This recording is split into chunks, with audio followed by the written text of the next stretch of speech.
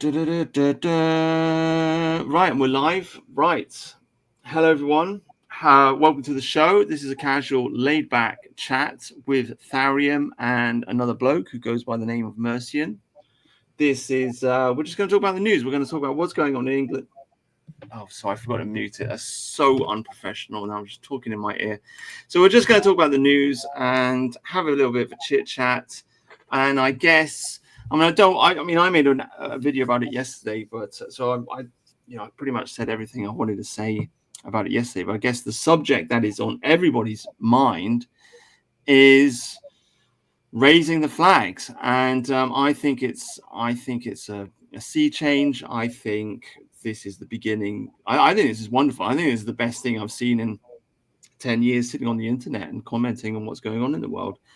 It seems to me like the English have finally had enough, and they're not raising the Union Jack. They're raising the English flag. They're kind of digging into that kind of earthy. It's England. It's the football team. This is what we cheer for.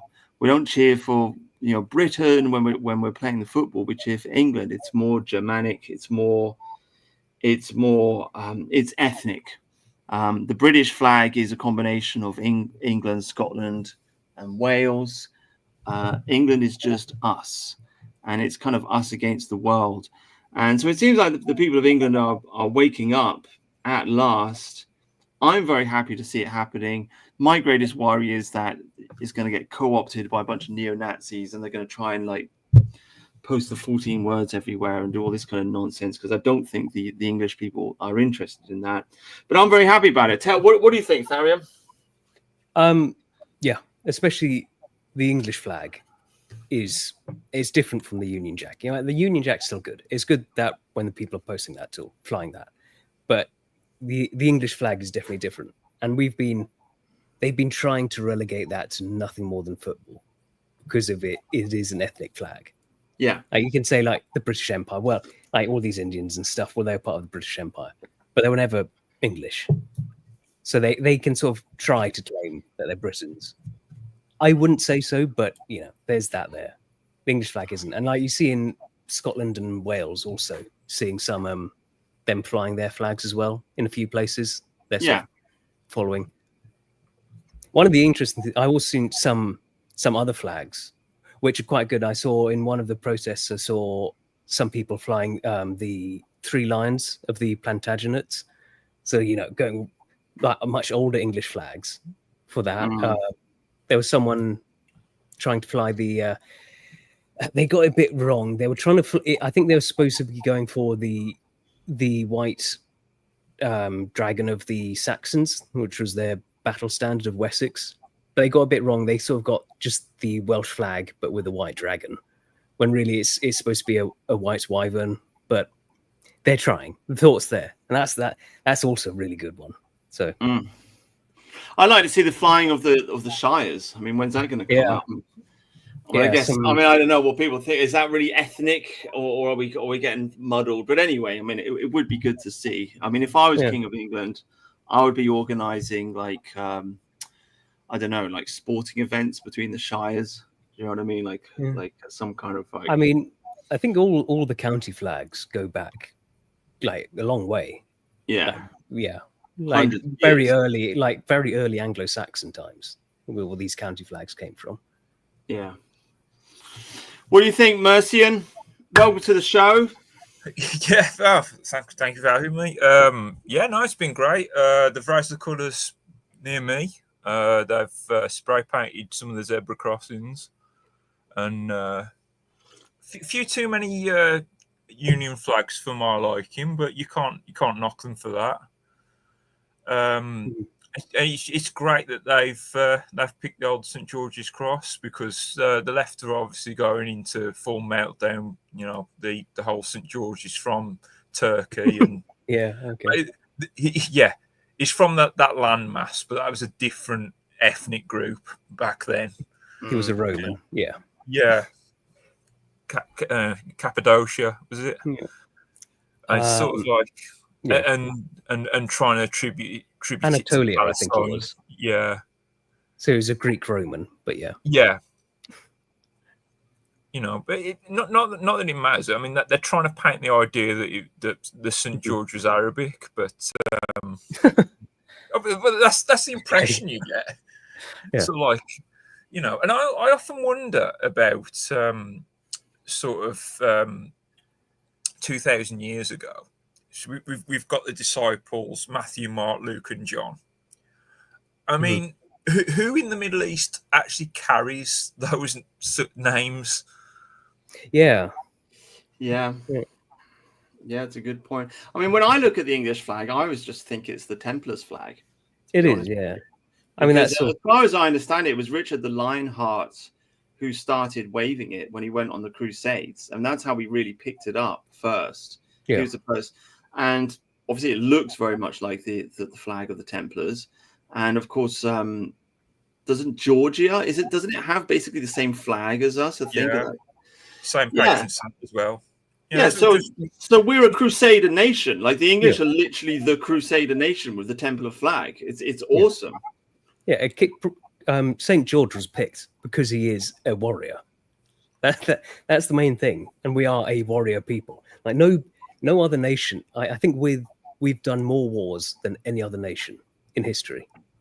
Yeah, and these people think that they can just, you know, come here, boss us around.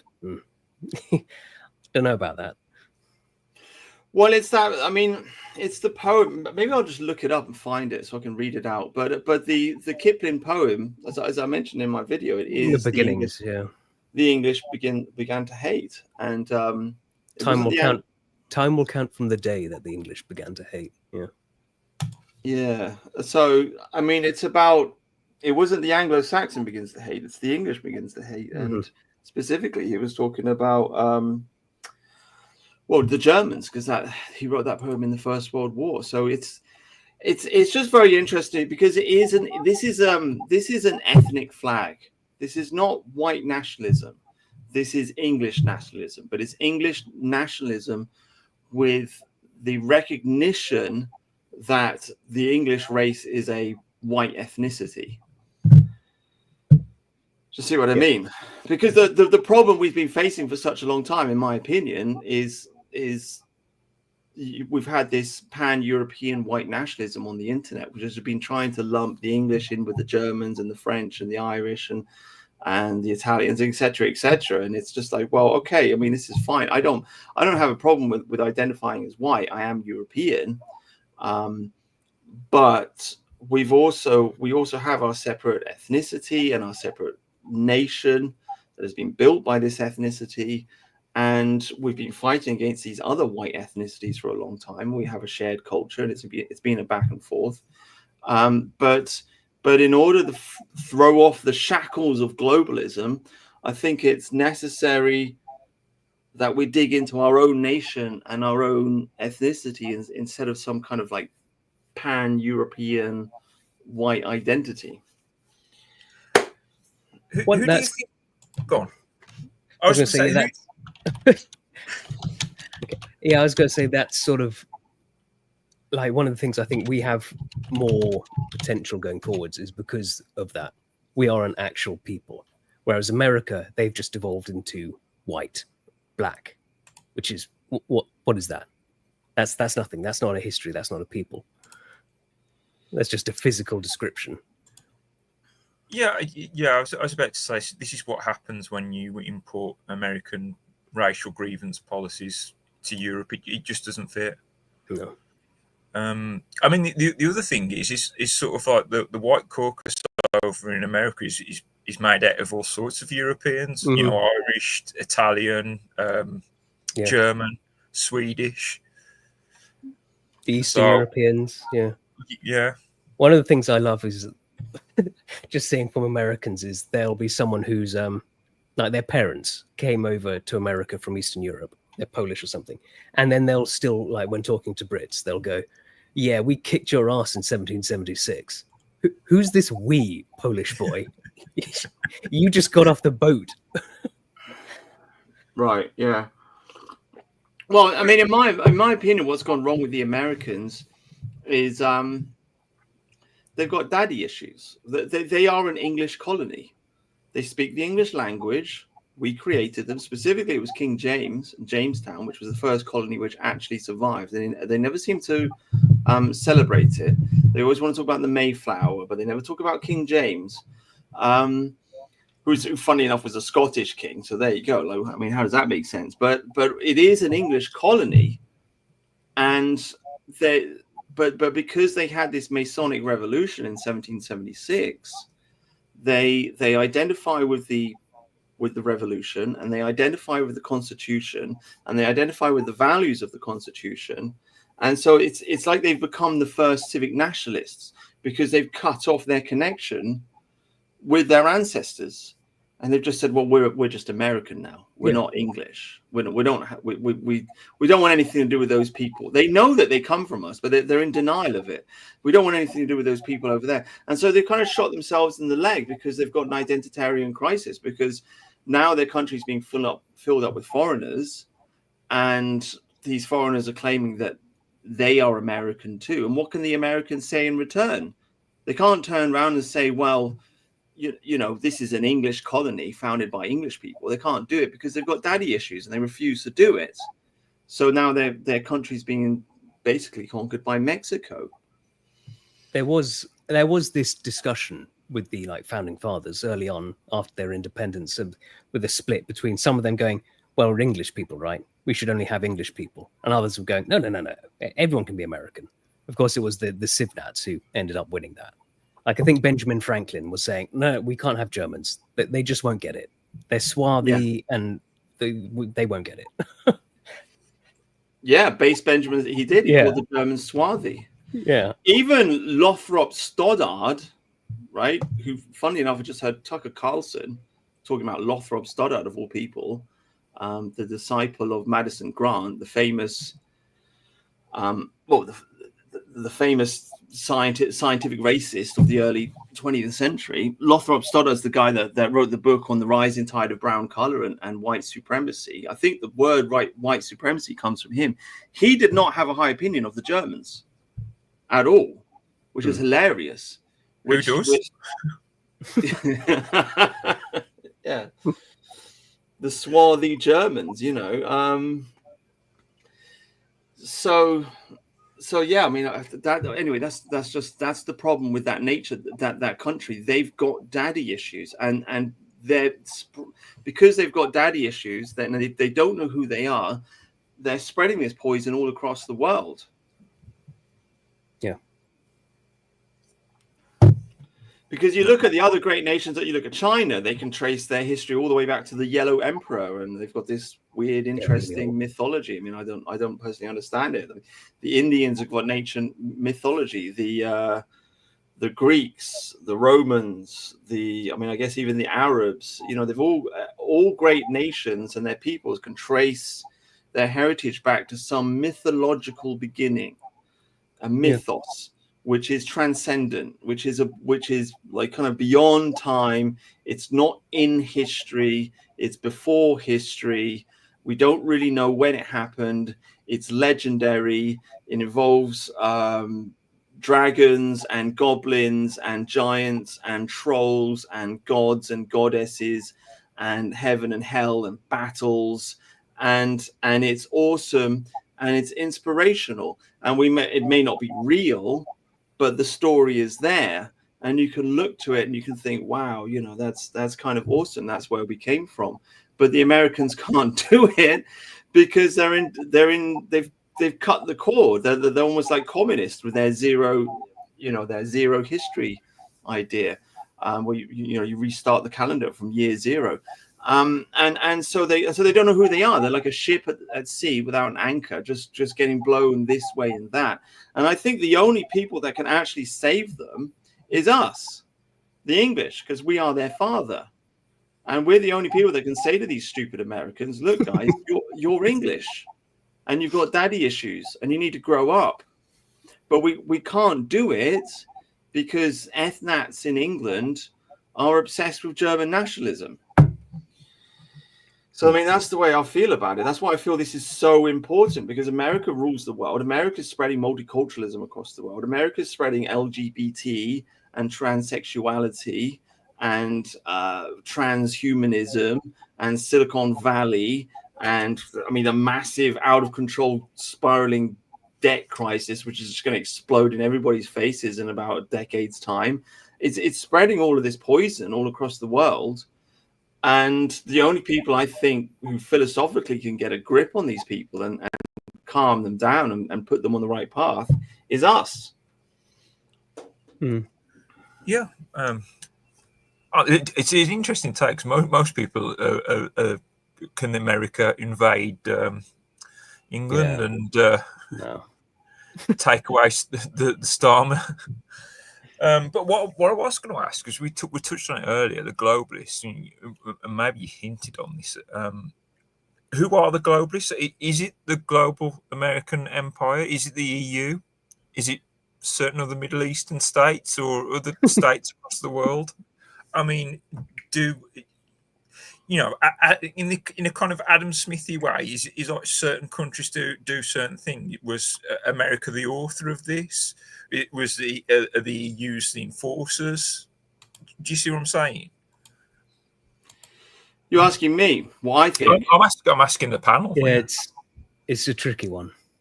Who's. I tell you what, I had doubts about the JQ for a long time, but Trump 2.0 is making me think, yeah, maybe there was something to that. Like, do you see how he was planning on cutting disaster relief to any states that had any sort of that was just anti-Israel insane stuff? Like, what are you doing, man? How obvious can you make it? And then the whole Epstein stuff, like, Yeah, I mean, I just think it's the you know who's, to be honest. You see, recently all the countries saying how they're planning on recognizing Gaza as a state and Palestine as a state all together.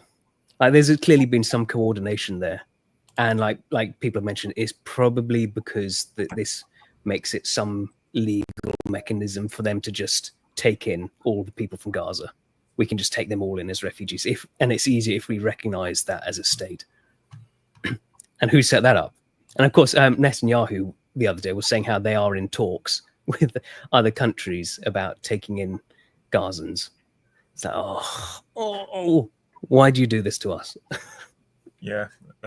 Was it us, Sudan, and Indonesia? Well, there's France, Australia. They're also talking about. I think Germany is as well. I think France has already taken in some Gazan refugees. Yeah. And then the Iran stuff. Like, Trump was like, no wars. Well, maybe for Israel, I'll make a bit of an exception. What do you make of the Tommy Robinson idea of Israel, where he believes Israel is protecting us from said refugees? Once they're done with Israel, what do you think they're going to do next? I mean, we can defend ourselves, Tommy. You know, like, we could take on the Israeli military, like, even us. The Israeli military isn't that strong. They're very aggressive, but they're not. Well, they're good at shooting children. Yeah. I don't know about shooting men. Yeah. Europe has been defending itself from Islam for millennia. This isn't new to us, Tommy. We did it without Israel just fine. I think he's just been bought and paid for by them, to be honest with you. I mean, I wouldn't be surprised if he is actually ethnically Jewish himself. I really wouldn't, because I've worked in factories and met working class Jews. They do exist. You know, there are Jews out there that just don't manage to get a management job or a job in finance or whatever. So, I mean, he could be one of them, or maybe you're right. Maybe he's Irish. I mean, that's basically the same thing, isn't it? His mother's Irish, isn't he? I don't know about his paternal side. Is his mother really Irish? Well, there you go. That's it. Yeah. Then. Yeah. It's the eternal Irish. It's the eternal Paddy. So that explains it. You know, I was just having a debate with someone on Twitter the other day. You see, he's just switched his profile picture and replaced it with Lord Haha. You know that guy, He was a follower of Oswald Mosley. Yeah. Joined the Nazis. Had a big scar on his face. He was Irish, born in America, and he was employed by the Nazis and used to send all kinds of. They had him on the radio, sending all kinds of messages to people, telling them to give up and this kind of thing. It's just the eternal Paddy stabbing us in the back.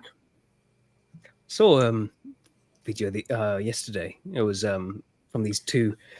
I think that I've not seen them before, but there were these two Nietzscheans, I think, and one of them was Irish, and he was saying about the sort of the connection with Ireland and Israel and the Jews, and how they sort of view themselves as similar oppressed people. They've sort of worked together in America and working against the British Empire after the end of the Second World War and stuff. Yes. Yeah.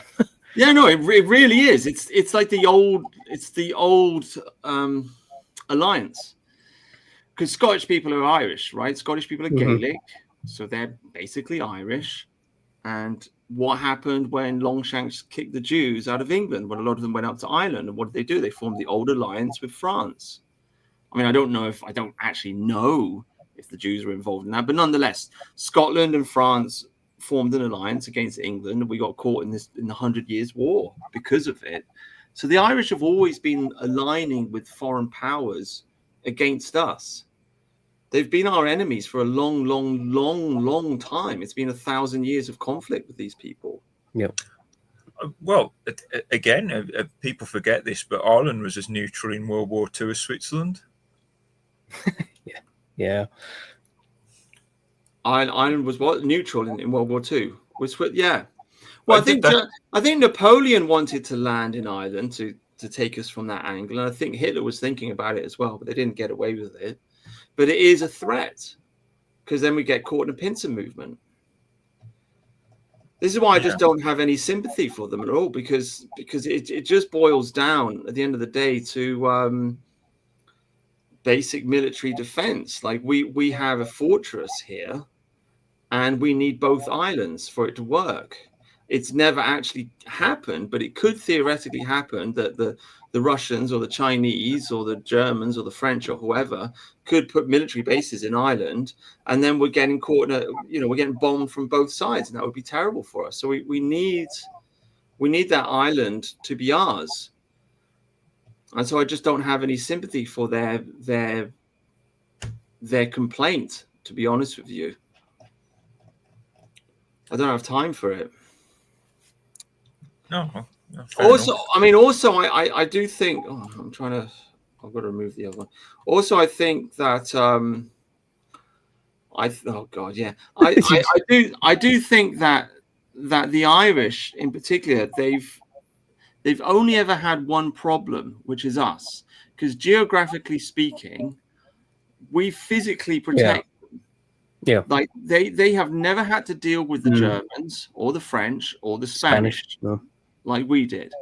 They've for 1,000 years, they've just simply cultivated this hatred, which has been passed on from father to son to father to son, of just the English, or the bloody English. Blah, blah, blah, blah.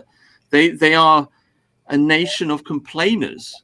They really are. Like I've started listening to Tim. You know Tim Dillon, this fat American Irish guy. Yeah. You know him? Yeah. I like the guy. I saw him first on Joe Rogan. So he's got his own podcast. I listen to his podcast. He's very funny. But after listening to his podcast for like a month, I'm just starting to get the impression like this guy just doesn't know how to create. Like all he wants to do is destroy. Like he's just turned completely against Trump, and he's just reveling in the idea of just tearing down Donald Trump, right, regardless of the consequences.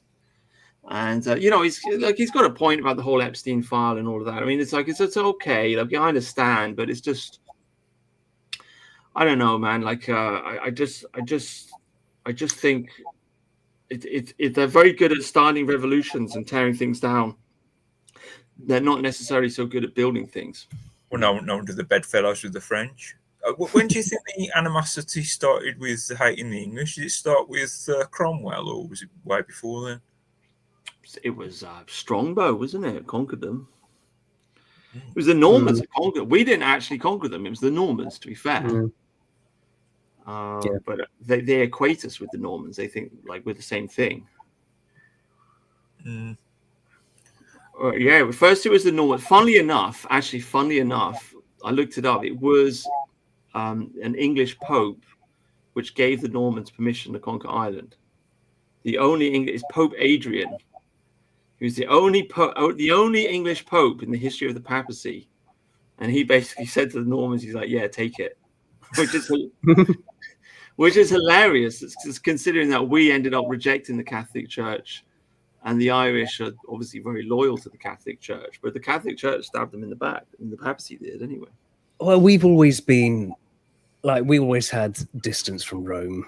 Really, we never sort of saw eye to eye that. Like a big thing of the Protestant Reformation was translating the Bible into out of Latin, but King Alfred was doing that centuries before like the Germans were. So like, and then we've always been hostile. They've always been a bit. Catholic Church was always a bit hostile towards us, apart from the one time we had a pope. Yeah, well, it's Wycliffe's Bible, isn't it? It's they called him the Morning Star of the Reformation,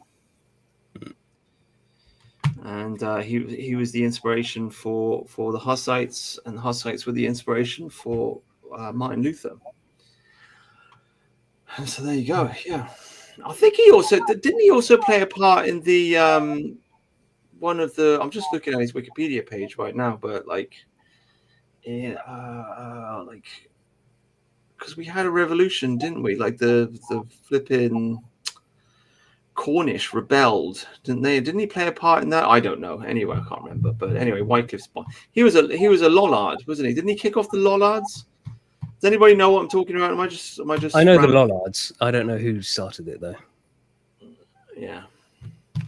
Anyway. But I'm pretty sure Chaucer was a Lollard, or at least he was associated with them, and he was also associated with Wycliffe's Bible. Yeah. That rings a bell. Yeah. But did we see this story? Yeah, go on, let's do that then. So it sort of ties into what we're just talking about. So this is the Kingdom of Kubala in Scotland, and it says this couple from Ghana and Zimbabwe, and they claim they are from an African royal dynasty who used to rule Scotland, and they are now claiming this piece of wood as their territory. He claims he's king. What does he call his? What's his name? Coffee Offer and Jean Gasto, and they're living in tents in this wood. I mean, look at this, Jesus, and they claim that is. Yeah, that they is claim. awesome. Where was the date? They claim they're from that. Yeah, look at this tribute of Iron Brew. Oh my God! He's and this Texan woman has also joined them because, of course, she has. They claim they were from. They were kicked out of They're from when the blacks were kicked out of Britain. There we go. In 1596. 1596. Was it Elizabeth that kicked them out? I heard she kicked them out because she didn't like their faces. They didn't like the color of the skin. Yeah. Well, and it was also they claimed they were eating up all the food. There was like 11. There's like 11 in the whole country or something back then. But yeah, wouldn't stop eating. Yeah. Yeah, and they sort of claim they're going on the idea that Scotland used to belong to blacks until they were kicked out. Yeah, this was after Elizabeth I ordered the expulsion of black Jacobites. Okay, and he also claims to be descended from David. Wow. And they believe in. Have you heard the British Israelites? Have you heard of this? No. Right. Yeah. So the idea is that the Britons, i.e., the Welsh, are one of the missing tribes of Israel. Is that it? Yeah. And like in Scotland, the sort of the biblical land of Zion was actually in Scotland, and it started in the 19th century from some nutters, and they sort of think, well, this place begins with an S, and there's a place in the Bible that begins with an S. They're the same thing. It's really taking a reach, but they also believe this. So they're sort of, he believes he's like, so it's a combination of that with like the black Hebrew Israelites, Right. all thinking they're the real Jews, and that they're in Scotland.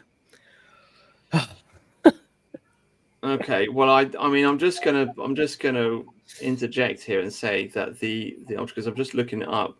The Narcissus is the national flower of Wales, and it's got it's a 6-pointed star. Just gonna say. I don't think that. Well, I'm just saying. We know, like this, like a lot of people claim to be. I think the Mormons also think they're one of the lost tribes of Israel or something. Yeah. There's a lot of people who want to be the lost tribe of Israel for some reason, but we know what happened to them. The Assyrians came in, curb stomped the Israelis, and then they just did their usual thing, enslave them all and scatter them across the entire empire. And so then there wasn't enough of them in any one place to keep that identity going. So that's why these tribes were lost. Yeah. But I know. Yeah, lots of people want to be the lost tribe. I think the Mormons. To be honest with you, when it comes to the British Israeli thing, I'm really not against it. I think it's kind of funny and I think it's cool. And I mean, I don't believe it, but I just think, like, I don't know, like I kind of like the fact that we sing Zadok the priest when we crown the King of England. I think it's kind of hilarious. It's a good tune, though. It is good. It is a good tune. You know, and William Blake was into it. And William Blake was obviously completely insane and a communist, and you know, I think being descended from Woden is kind of better than the lost tribe of Israel. Oh yeah, obviously. I mean, I've been saying that for some time, but what I'm just saying is, like, our identity. I think we have to accept our identity, warts and all, is what I'm trying to say. And we, you know, that's part of our story now. That's part of our history. Well, it wasn't. This was created in the 19th century. Like, Well, I wouldn't Blake call this was like into our it. history. Yeah, but it is a new thing. It is a modern idea, really. Yeah, but it's part of our history now. Like it's a sub. Our schizo history, maybe. Yeah, it's a part. Yeah, it's our schizo history. Yeah, it's an interesting story to tell. Like, I wouldn't tear down the statues. Do you know what I mean? Well, I don't think there are any statues, but Yeah. You know, I wouldn't delete it from the history books. I think it's like an amusing idea. I mean, isn't that what it's all about? Like, we've got a Catholic history, we've got a Protestant history, we've got, I mean, the 60s revolution, like the Beatles, the Rolling Stones. Like, we're going to get rid of all that as well. I mean, I wouldn't. The Beatles did Sgt. Pepper, and it's got flipping Aleister Crowley. Like, if you fold the album cover in a certain way, it's got Aleister Crowley's at the head. Aleister Crowley was like worshipping demons. Like, a judge called him the most evil man in England. His children died in suspicious circumstances. He probably like sacrificed them to Satan or something. And he said, do what thou wilt shall be the whole of the law, which kind of like transformed into the motto of the 60s, which is just like, do whatever you do, your own thing, man. You know, he was a total crazy elitist Satanist, but I wouldn't erase him from my history. Like, he's our Satanist. Do you know what I mean? I mean, that's just the way I feel. Yeah, but he's real, unlike this lot. Well, no, I mean, these black people obviously are completely wrong, but I'm just saying the idea that with the Welsh are the 13th tribe, I don't know. I just think it's kind of cool. Like, I don't know. I'm not really against it. Isn't this a case of when people leave their ancestral lands that they try to find meaning in other ways? This is like the American question all over again, hence the Texan that joined them. Mm. Yeah, maybe. Yeah, I mean, especially in like with Black Americans, you've got a lot of quite wacky groups, don't you? Like the Black Hebrew Israelites, the Louis Farrakhan stuff, the Yaqub stuff. I think a lot of this is people just trying to find identity when they lose it. It just sends people crazy.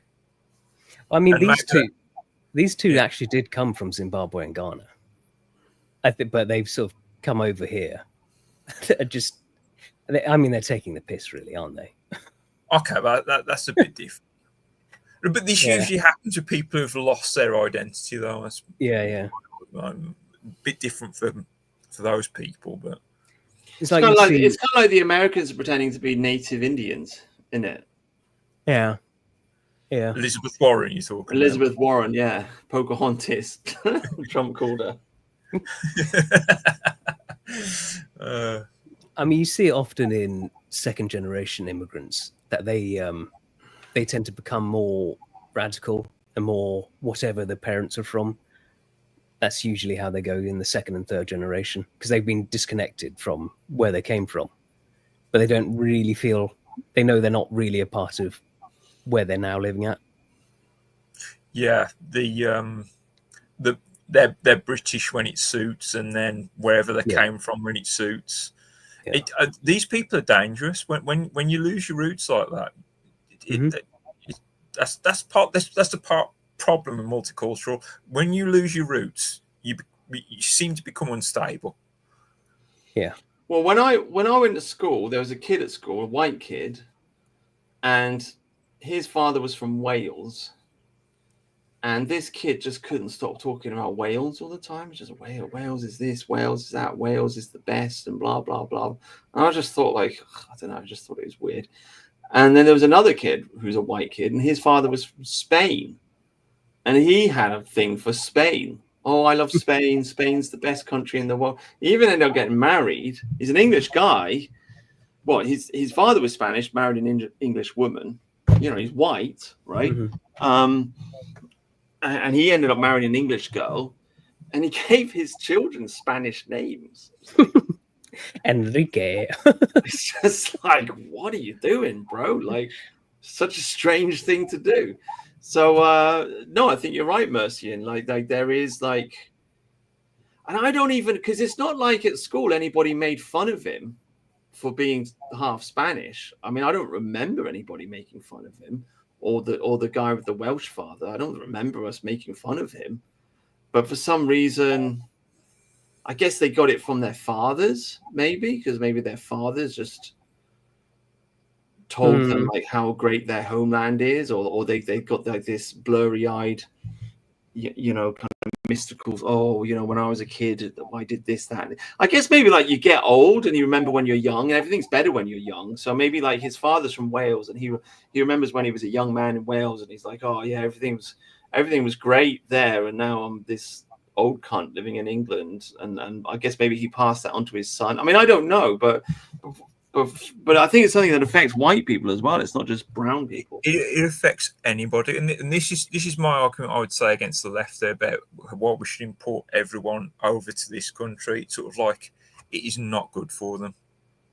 No, it's not good for them mentally.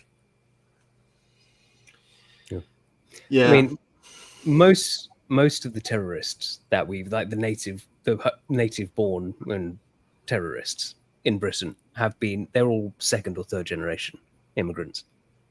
That's generally what they go for, rather than the ones who are fresh off the boat. Well, at least it used to be. These days, there's so many. There's spot for choice. Yeah. But maybe, I mean, like, it's pointless debating about it. But let's assume we live in a society where debate actually mattered. I would start to point out that it is no good for anybody. Certainly, and so if you move to a different country, wherever that country might be, you might be fine with it. But then your heirs have then they've got a problem. Yeah. Basically, if you want to move to a foreign country, don't have kids, or at least if you have kids, send them back to live with their family who still live in their country of origin. And they can decide whether they want to join you or not. Yeah, you do make it tough on the kids, for sure. I remember I went to Thailand. I met a Thai girl, and she told me her father was a Filipino or something. And it was an issue for her. You know, the Thais that she wasn't fully Thai. You know, she wasn't fully Yeah. accepted. Yeah, it's mixed race people always seem to have an identity problem. Because Yeah. you're not completely one or the other, so it's really tricky for them. I think it's okay. It's like let's say I had an Italian wife, which would be nice. Let's say I did. You cook your pasta. Yeah. No, yeah. Well, you know. Pasta every day. To be you like this. The pasta would be great. Yeah, you just take the piss of her, out of her all day long. And we had children. If they accept they're now in England, they accept their Englishness, there's not a problem. It's if they pine for being Italian, that's when the problem starts. Yeah. Yeah. Like with Academic Agent, you see it quite a lot because he sort of seems to be pulled both ways. Like on one hand, he does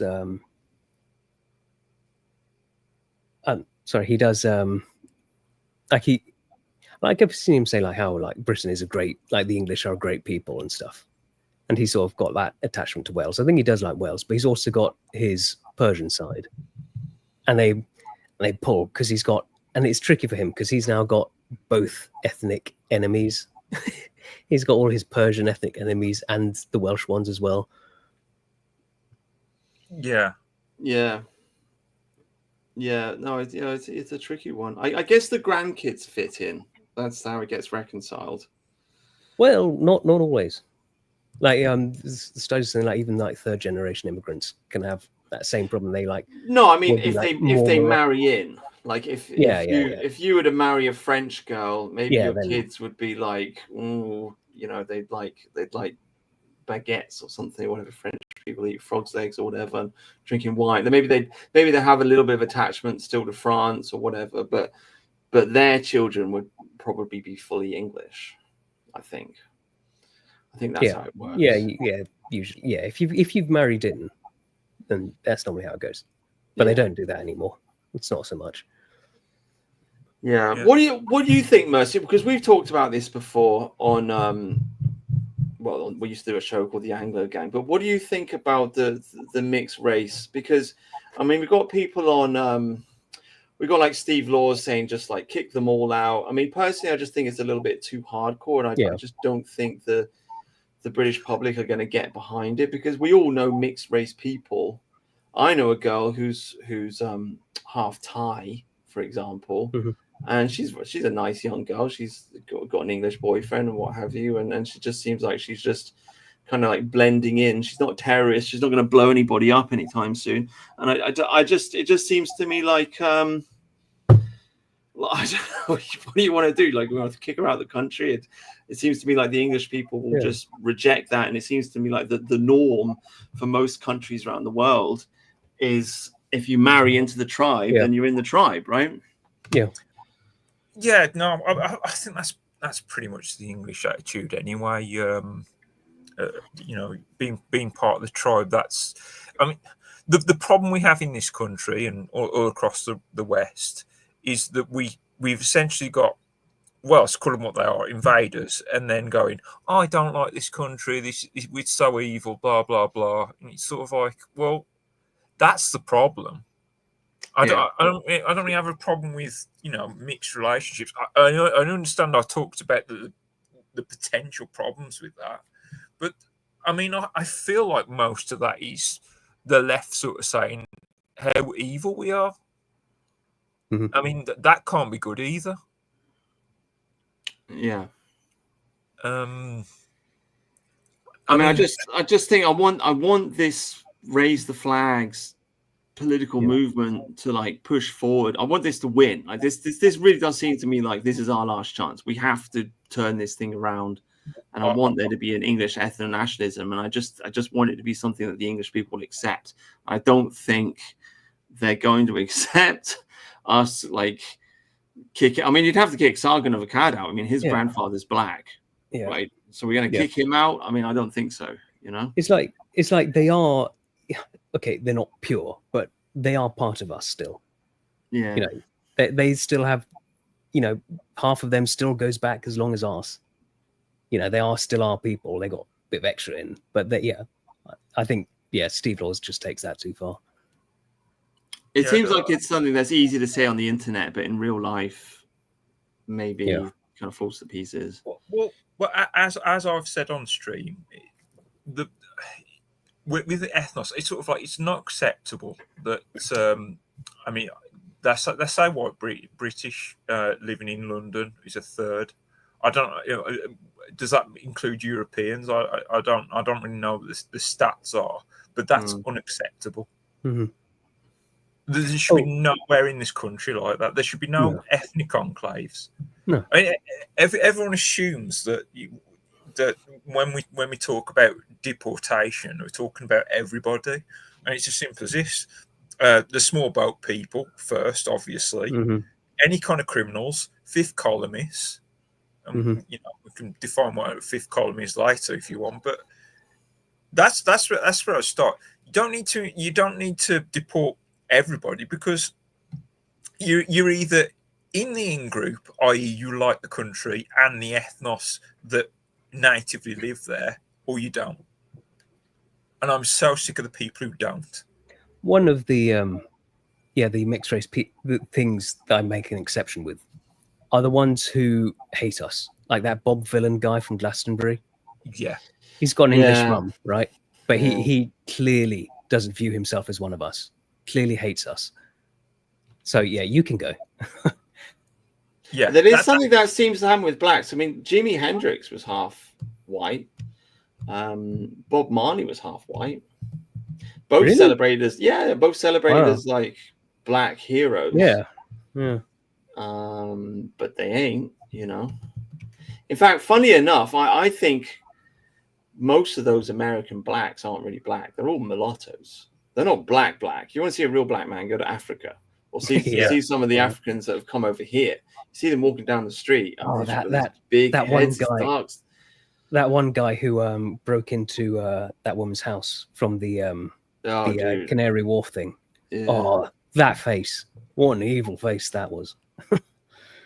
Well, what's going to happen? I mean, he's going to go on and kill somebody. He's going to go on. He's going to stab someone. He's going to murder some kid. And we've got it on record. The police just standing there like a bunch of muppets saying, "Oh, there's nothing we can. We know he broke into someone's house. There's nothing we can do about it." I mean, this is how is that not going to happen? He's already walked into someone's house and gotten away with it. I mean, the story I heard is he walked into the bathroom and the kids were there. I don't know if that's true or not. This is insane. Like this is. There was a guy talking to the camera saying, "You're making a war on the streets," and the police were just looking at him like a bunch of fucking muppets. But he was right. You're making a war on the streets. Like that guy's going to go on and murder someone. I can almost guarantee it. It's going to happen. Yeah, I mean, there's just like you can see, just like I say, there's evil in the face. You can see evil in sometimes. I think they hate us as an ethnicity, and they just see it as ethnic cleansing, basically. And that's it. We've been dehumanized,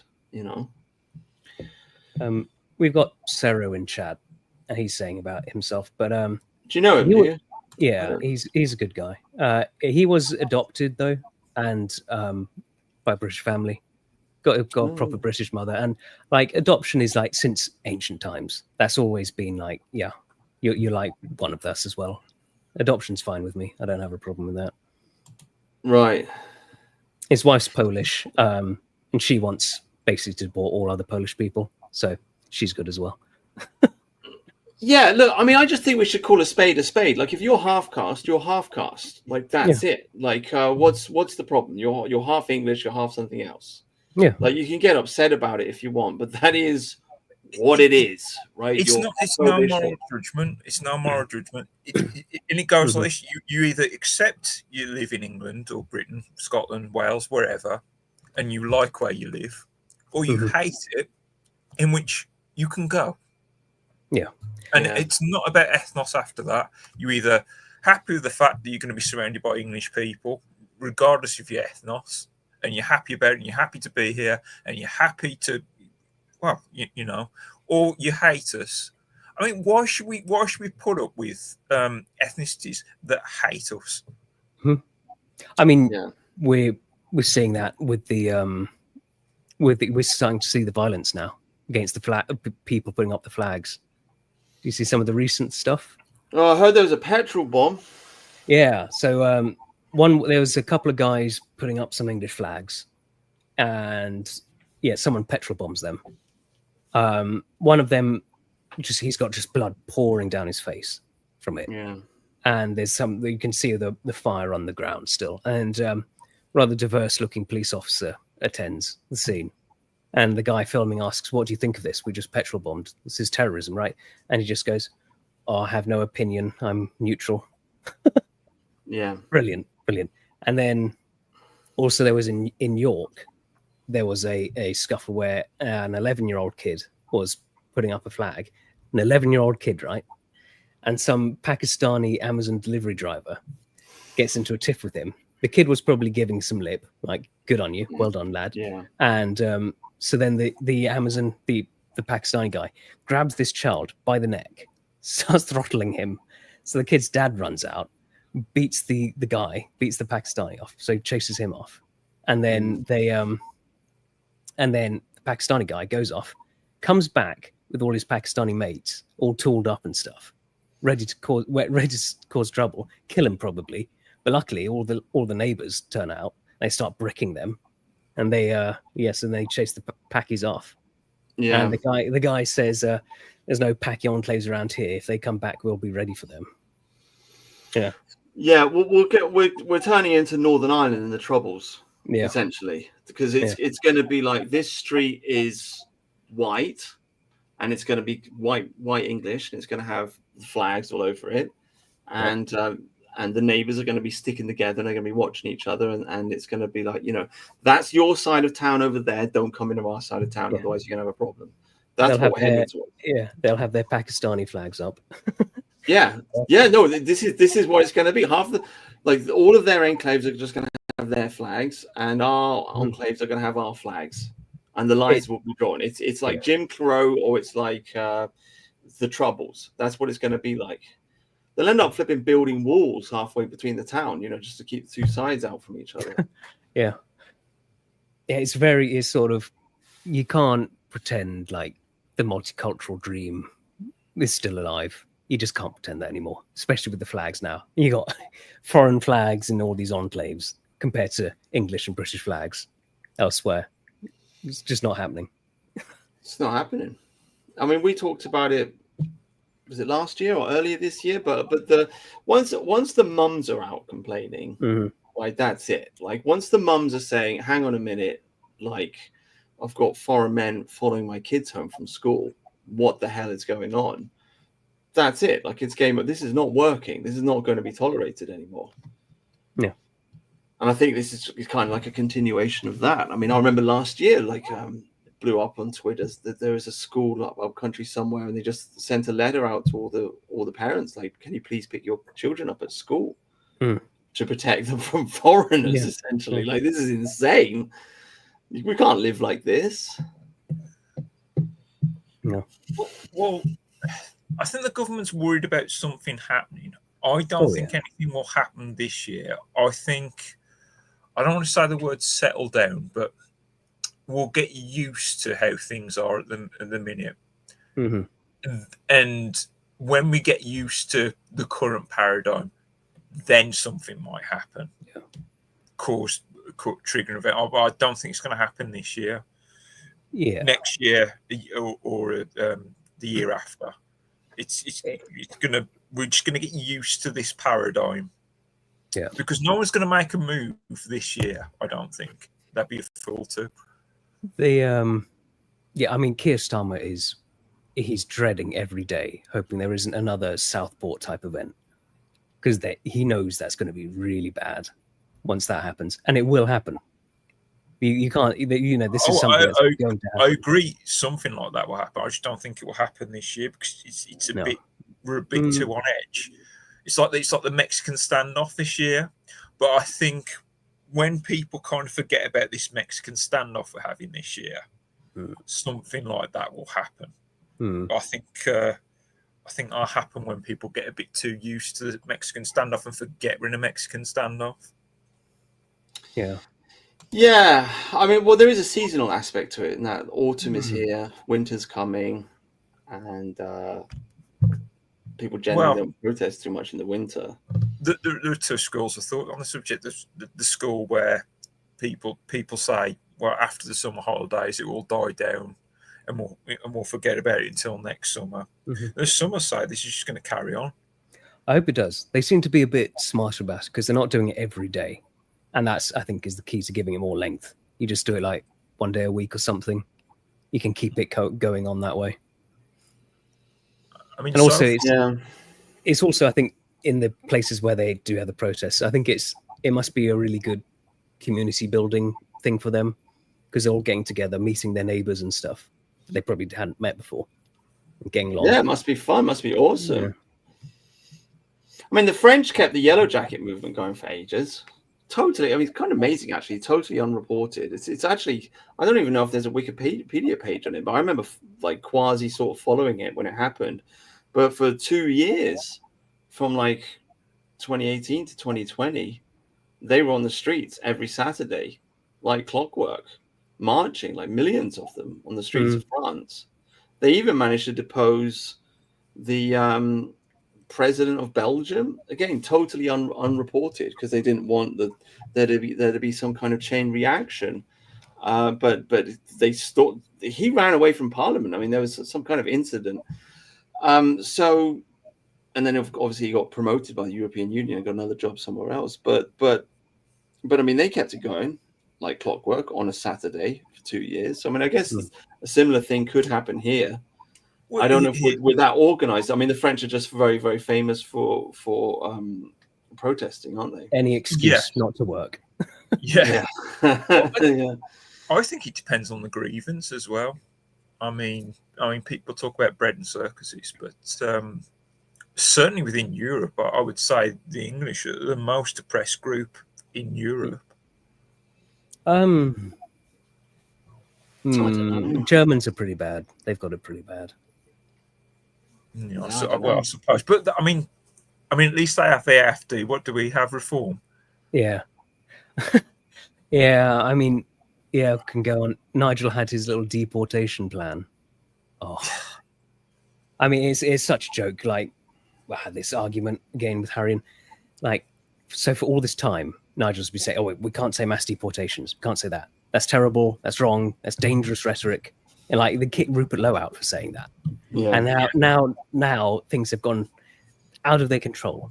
Like the people have moved beyond what Reform are comfortable with, and they're having to play catch up. So okay, we'll say mass deportations now. It's so pathetic. There's nothing genuine about it. And of course, his plan is just okay. We'll have 5 flights a day. Okay, so like a deportation flight is never packed full because you got security issues and stuff. These are prisoners. So it's like a dozen, maybe 2 dozen max. So their aim is to deport about 100 people a day. That's nothing. That doesn't even cover the boat wankers. It's such a joke of a party. Well, he leads from behind. That's what he does. He waits till the narrative is like 2 steps ahead, and then he's almost like a chain and ball, tied to the ankle. Just kind of like we're kind of like dragging Nigel up the hill by force. Yeah, I can't trust a man who's too concerned of what the Guardian might think of him. Yeah, no, I don't trust him at all. I mean, he banged the gong in the lockdown. He banged the gong. Like what? What was the need for that? There was no necessity for that at all. The thing is, like Harrion, I saw Nigel Farage as the hero for many years until the Steve Edginton interview. That broke me. I had a bit of cope with that because I was thinking, well, Rupert's still in the party though, right? So it can't be all bad. And then they kick Rupert out and lie and try and get him arrested. It's like, and then that's where it all unraveled for me, really. Yeah, it was Rupert for me because before then you could argue he was doing like a good cop, bad cop. Yeah. Right. Like he's playing to the center. You got to get the majority on your side to win the election. So he plays it all soft, and then Rupert's on the side doing the hardcore stuff. I thought it was a great combination. And I thought Nigel was really smart for doing it, but he wasn't doing it on purpose. Obviously, he didn't like what Rupert was saying, so he bumped him out. And that was that. That was the end of it. Didn't he basically talk about what would have been the policies at the time? Were they not the policies that Reform were going for? What do you mean? Rupert? Yeah.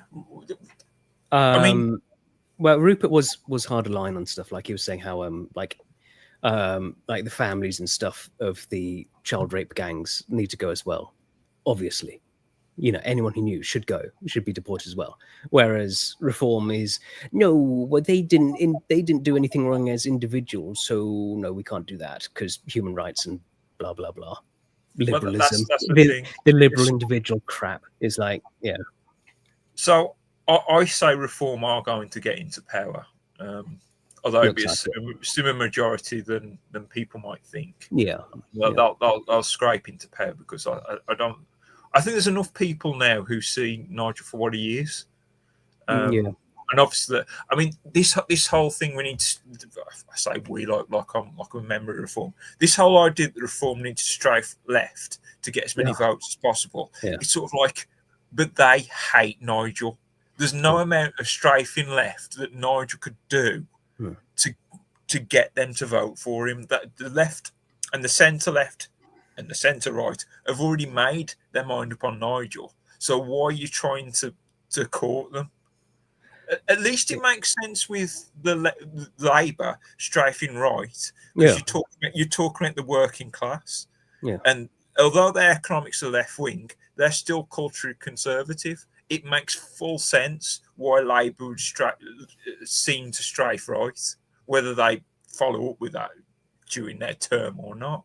It makes no sense why Reform is trying to strafe left, trying to hoover up centrist votes. Did you see the David Bull interview in the Telegraph? I think so. He's their new chairman. He's the gay in there. The gay man. Gay now, have they? Oh, fantastic! Yeah, he's the chairman of the party, and he's been going around the country talking to people, and he's like getting the idea of things, and he's talking to so he's doing this interview, and he starts off by going, there's a lot of real anger in the country about everything. It's like, okay, good start. And then where does it go from there?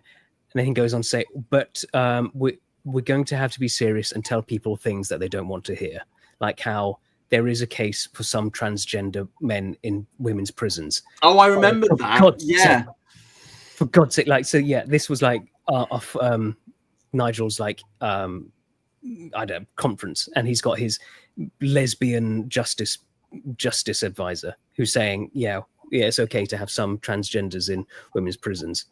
And he played it in such a political way because he was like, I don't know the answer to this question, so I'll pass it on to somebody who does. It's like, you slimy politician. Well, he did agree with it, like after she said her stuff. It's like, yeah. And then and then there was backlash, and they go, oh, this isn't policy, this isn't party policy, bullshit. And then he's saying, I've never supported men in women's prison. And like Rupert Lowe responds to that tweet going, you did yesterday, you dumb twat. Yeah. And but it was such an unnecessary own goal, isn't it? It's just like, God, my God, like this is the thing. Like we've got flipping, Flynn in the chat shilling for Farage. Farage, look, here we go. Farage is extremely skilled in identifying where the public is at and just gives a position accordingly. Well, do you really think the kind of people that are going to vote for Reform are going to be enthusiastic about men going into women's prisons? I mean, I don't think so. I did see Cope from Tharium, the biggest Reform cultist, going, well, no, it's fine because, there's actually a really tiny amount of transgenders in women's prisons. Oh, wow. I don't care. Okay, so it's a really easy problem then. If there's so few of them, then we can just deal with it, right?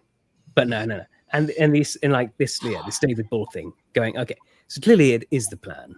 We are going to keep transgenders in women's prisons. And that's the talk. And he's just saying how elections are won from the centre. We've got to tack left to win. That's nonsense. That's crap.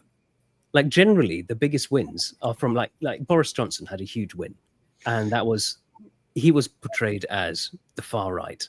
He's the far right candidate, way to the right. Like he was British Trump. I remember that. And of course he wasn't, but he was sold that. And then the Tories get absolutely annihilated because they failed. They moved left wing. Yeah. The British socially, the British public are not centrist. But I've said this. Let's assume we want reform to win, which it wouldn't be the worst option out of the Tories and Labour. I mean, I'll give them that. But let's assume that we need them to win.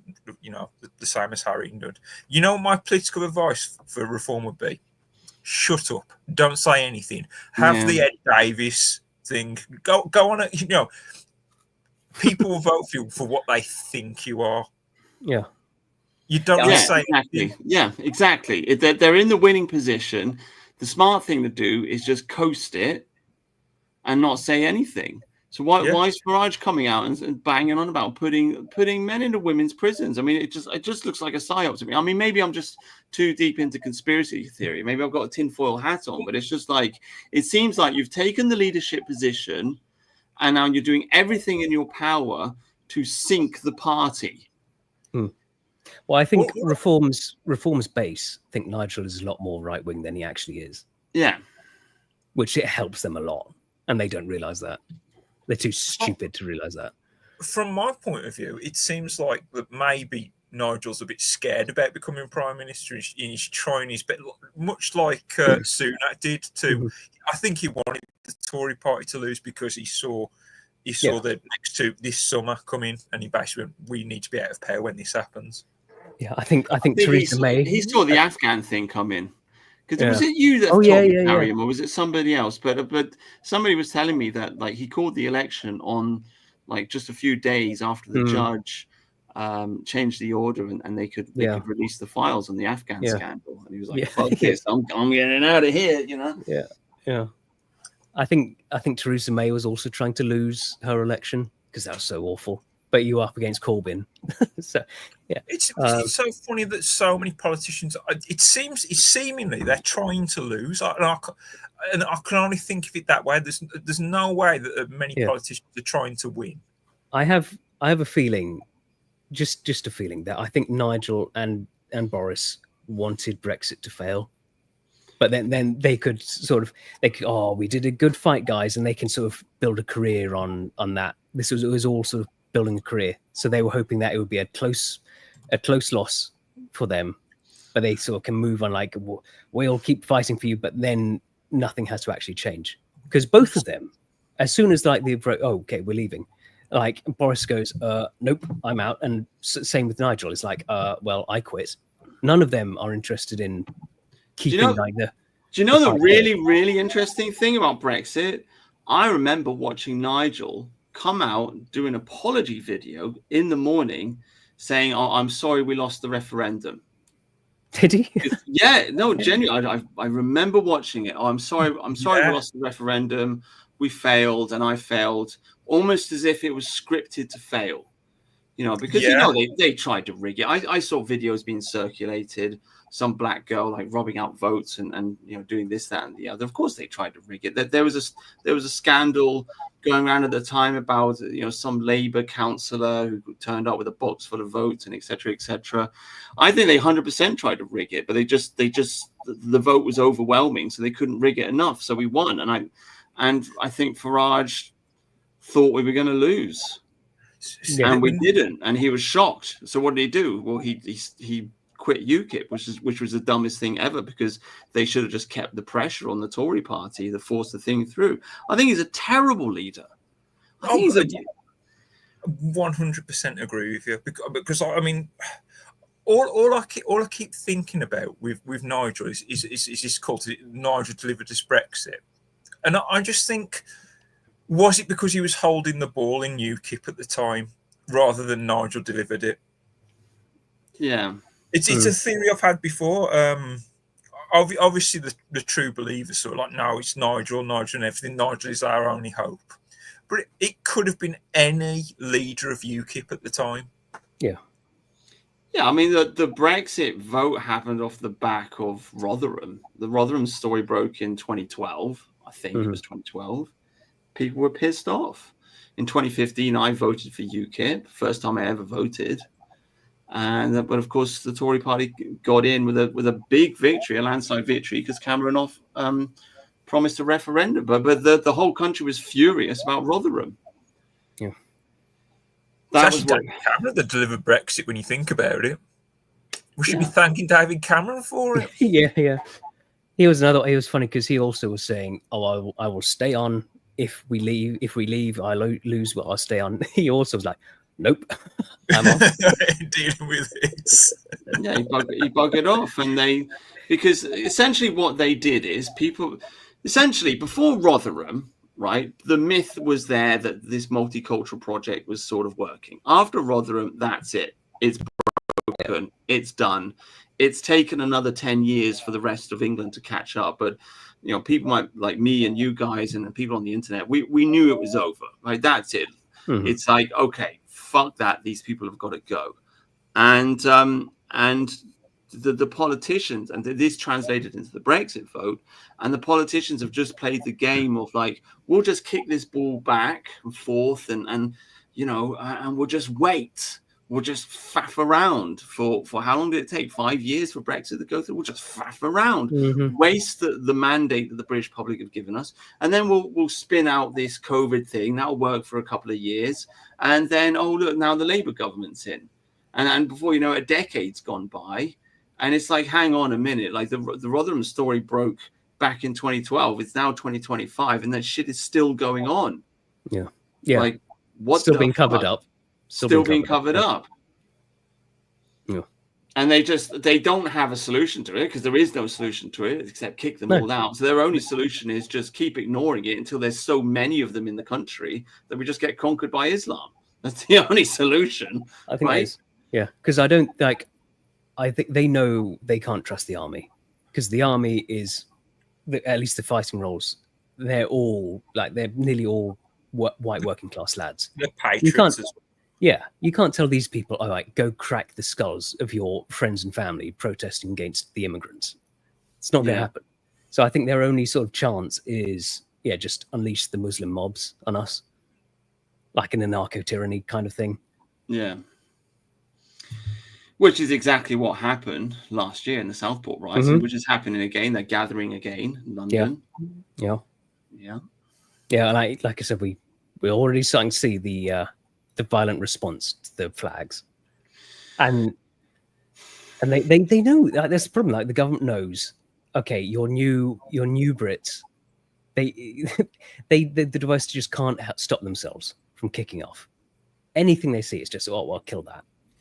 Yeah.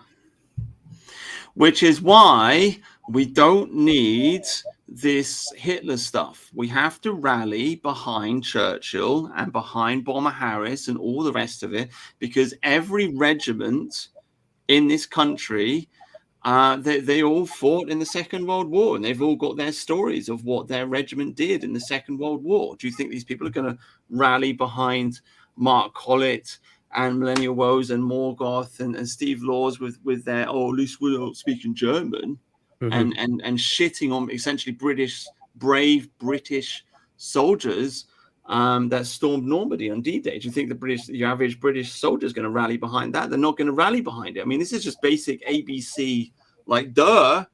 I'm not calling for MI5 if you're listening. I'm not saying let's have a military coup, but I'm just saying theoretically, right? If it was going to happen, you'd want the soldiers on your side, and the soldiers come from regiments that fought in the Second World War. They're not going to tolerate some idiot on the internet doing a Heil Hitler and waving the flag and praising Oswald Mosley and all the rest of this shite. They're not going to tolerate it. It's funny because that lot, they pretend like the Germans were the ultimate of like military soldier prowess, and it's just not true. It was the Anglo is the most dangerous human to have ever lived. No one comes close. It's like we were, at least, absolute monsters, but we were like civilized monsters. Like okay, we're gonna get our machine guns up, gun down all the Zulus. That's what we're in charge now. Have that. It just and like the Germans in the Second World War, they always said like the people they feared the most were the English soldiers, more than the Russians, more than the Americans, because there's just like a steely determination of just we are not going to move. We're staying here until we will stay here. Like Montgomery said, we'll stand and fight here, and if we can't stay here alive, then I'll stay here dead. And this has always been, this unyieldingness has always been a part of our sort of people in war. No retreat, no surrender, innit? Yeah. Well, Who dares wins. You made me think about how the left. I don't think the left believe in a hegemony. That's the problem with the left. They don't believe in hierarchy and everything. Yeah. Obviously, we believe there will always be a hegemony, and assuming you could convince the leftists that there is going to be a hegemonic power, who do you want to be the hegemonic power in the world? What ethnos is going to be the hegemony, not us? Yeah. Would you want to live in that world? Yeah. People are just used to having, first of all, the British Empire, now the American Empire ruling the world, and they just think, well, that's just normal, and this is the way things are. But if China takes over, if the Anglosphere collapses and China takes over, the world is not going to be a nice place. Chinese people are not nice people. Like, they're totalitarian insects. Do you see the American Empire as like the Holy Roman Empire to the Roman Empire? Yeah, something like that. Yeah. But I mean, I want to protect and preserve. I'm not under the illusion that we can rebuild the British Empire, right? It's because we're just a physically small nation, and we had our stab at it, and now America it's physically larger, it's got more people. It doesn't make sense for us to be ruling. I just want the Americans to overcome their daddy issues and then continue the empire from America, essentially. We can be the Greeks and they can be the Romans, something like that. The thing is, our sort of guilt about the empire and everything, and we're giving land away, like the Chagos Islands, and the Chagos people, like, what the hell are you doing? Yeah. We don't want to be a part of Mauritius. It's like we're ruining the world by being, in our eyes, I say our eyes, in sort of like the leftist Labour eyes, by being altruistic. Do you think the Chagos people want to be part of Mauritius? And it's ruining us too. Why have we ended up in a deal where we've got to rent back land we had and had no reason to give back? Yeah. Yeah, it's the Fabian Society. It goes back to them. They were always anti-empire, and they helped to create the Labour Party, and the Labour Party gave our empire away. Basically, I mean, that's the story. Ramsay MacDonald was first Labour Prime Minister. He was the first. He recognized the Soviet Union, which was a big deal at the time, because the Soviet Union was essentially like recognized as a failed state. They'd broken all their debt agreements. I mean, they'd had this violent revolution. We were the superpower of the world at the time, so he recognized the Soviet Union, made them a real nation, made it easier for the Americans to give them all this money and to build them up. And then, of course, after the Second World War, when Attlee got in, they just gave the empire away, and it was all planned by the Fabians. But it's just like people can't talk about it because they just want to blame everything on Churchill because they're retarded, basically. Do you think they'll give away Gibraltar and the Falklands? Yeah. Sorry, what did you say? Do you think Labour will give away Gibraltar and the Falklands? Yeah. Well, the Falklands, I mean, sorry to go on a rant, but excuse me, we fought a war for this. They've got oil now, and apparently some Israeli companies taking half. Why isn't everybody talking about this? I don't know. Oh my God. I mean, Gibraltar, they've put Spain in control of the border of Gibraltar, haven't they? Spain now control the immigration in and out of that. Of course they do. So, yeah. I mean, that'd be interesting if they actually did give away Gibraltar, because I wonder if it'd become like one of what are the states in Spain? One of like them Monaco or something. No, they've got provinces in Spain. Oh right, yeah. Oh no, well, in Africa they've got little city states, haven't they? Actually, physically in Africa, they've got like a few little. No, cities. within I mean, Spain, like Catalonia, sort places of. like they've got the equivalent of Wales and Scotland. Yeah, like I forget Catalonia the wants name. to be independent. That's the one, Catalonia. Didn't Catalonia win a referendum? Yeah, and then the Spanish government said no, because that's how it works. I just wonder if Gibraltar would turn into it like another Catalonia situation. I mean, probably. I mean, they're very British there. Extremely British. Yeah.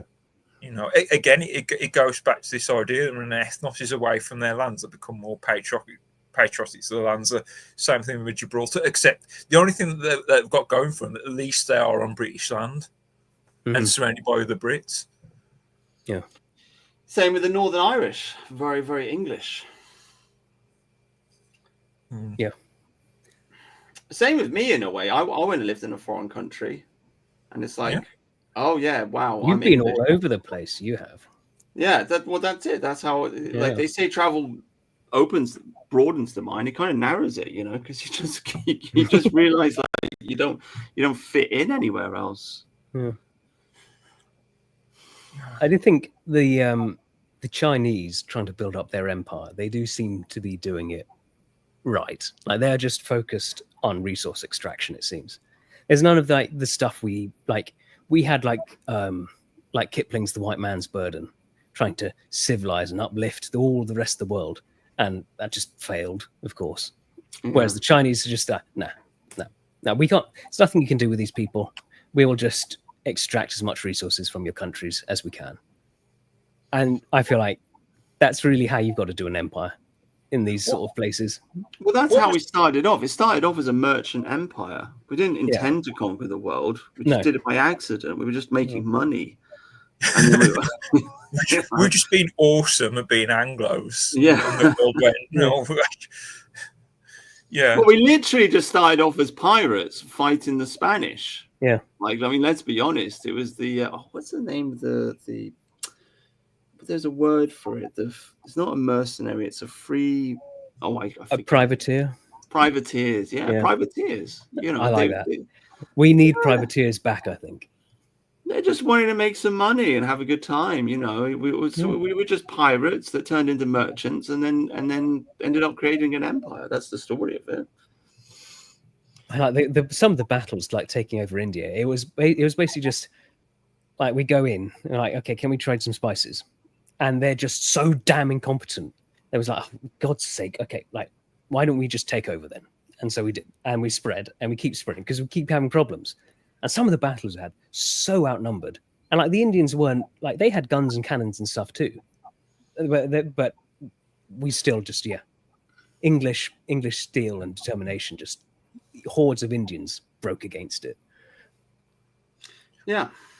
Well, people forget that it was a time of empires. I mean, Spain and France were also pushing out. And what I would say to anyone who was against the British Empire, if not us, Spain or France, was that better for the world?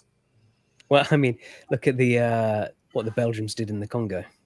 I mean, I think we were a bit more benevolent. I'm not saying we were perfect, but considering the alternatives. Yeah, French Empire. I mean, it would have been okay, but better than the Chinese. But we won the prize. We won the prize. I mean, all these people out there banging on about, the white race, the white race. Well, what is the pinnacle of the white race? It's the English race. Yeah, we're the ones that conquered the world. The whole world speaks our language. We built the biggest empire, and we won the prize, and that's it. You know, I mean. Well done to the French and the Spanish. They had a crack at it. You know, the Romans. You know, they had a crack at it, but that was a long time ago. But in the modern era, we're the most important nation in the world. There's no question of it. I mean, I love how the EU still has to speak English, despite English not being the official language of any country in it. Oh, it's you gotta laugh. That's amazing. Maybe that's why everyone hates us. You know. Yeah. Do you remember? I mean, are you guys old enough to remember when they tried to make Esperanto the international language? Oh God, yeah. I know what Esperanto is. I haven't heard anybody talk about it in ages, but yeah. It's a big thing in the early 90s, wasn't it? But that was supposed to be the new international language. Probably made up by people so like, well, can't have the English being the international language. Let's make up a new language. And it's sort of like, it sounds awfully Spanish to me. It does, yeah. Yeah, it is very Spanish. I think that, I mean, to be fair, I think there's an advantage to romantic languages, or the Romance languages, I should say, because they do have male and female nouns and verbs, and so I they're understand that. I once had a row with my French teacher about like, why do I need to know the sex of this word? Why is a spoon female? I don't care. It's just a spoon. Yeah. Typical blunt Anglo mind, isn't it? Just no, but I think it. Yeah, but they have a strong sense of masculinity and femininity. I suppose in the romantic languages there's less trans identity. Exactly, that's the point I'm making. Like they like the women are very feminine and the men are quite chauvinistically. They've got a bit of swagger to them. Yeah. Maybe that sort of shows what language can do, but you know, I'll still take the English language. Obviously, if the English language is the sort of the progenitor of culture and its achievements, look at what the English language has done then. No, I mean, I'm dissing the English language. I think it's a great language. I just think. Well, obviously. Maybe I don't know. Maybe there's a trick. Maybe there's a trick because we do seem very open to. I think there are things we can learn from other cultures. I mean, I quite like the Latino culture, to be honest with you. Oh, I just said. I think they have strong male and female gender roles. The women aren't afraid to smile. Like English women, for some reason, they have this, like they want to do this, like, you know, heroin chic thing and just look moody all the time. And they think that looks nice. But whereas Latino girls, they kind of learn that you smile all the time and you try and be happy. And it's really, it's nice. It's very beautiful. And they also, I like Catholicism. I like I think the celibacy of the monks kind of preserves a certain spirituality, which I think Christianity has just lost. If I go to a Catholic church, I can like feel there's some kind of presence there, whereas in a Protestant church, it just feels like a museum, to be honest with you. So I think the Latinos, yeah, I think they got a lot going for them, to be honest with you. I do admit we do need to step up our church game. Any modern church, anything made, I don't know, well, relatively recent church, they're just buildings, aren't they? You need that kind of big Gothic grandeur for a church. I think Gothic grandeur or nothing.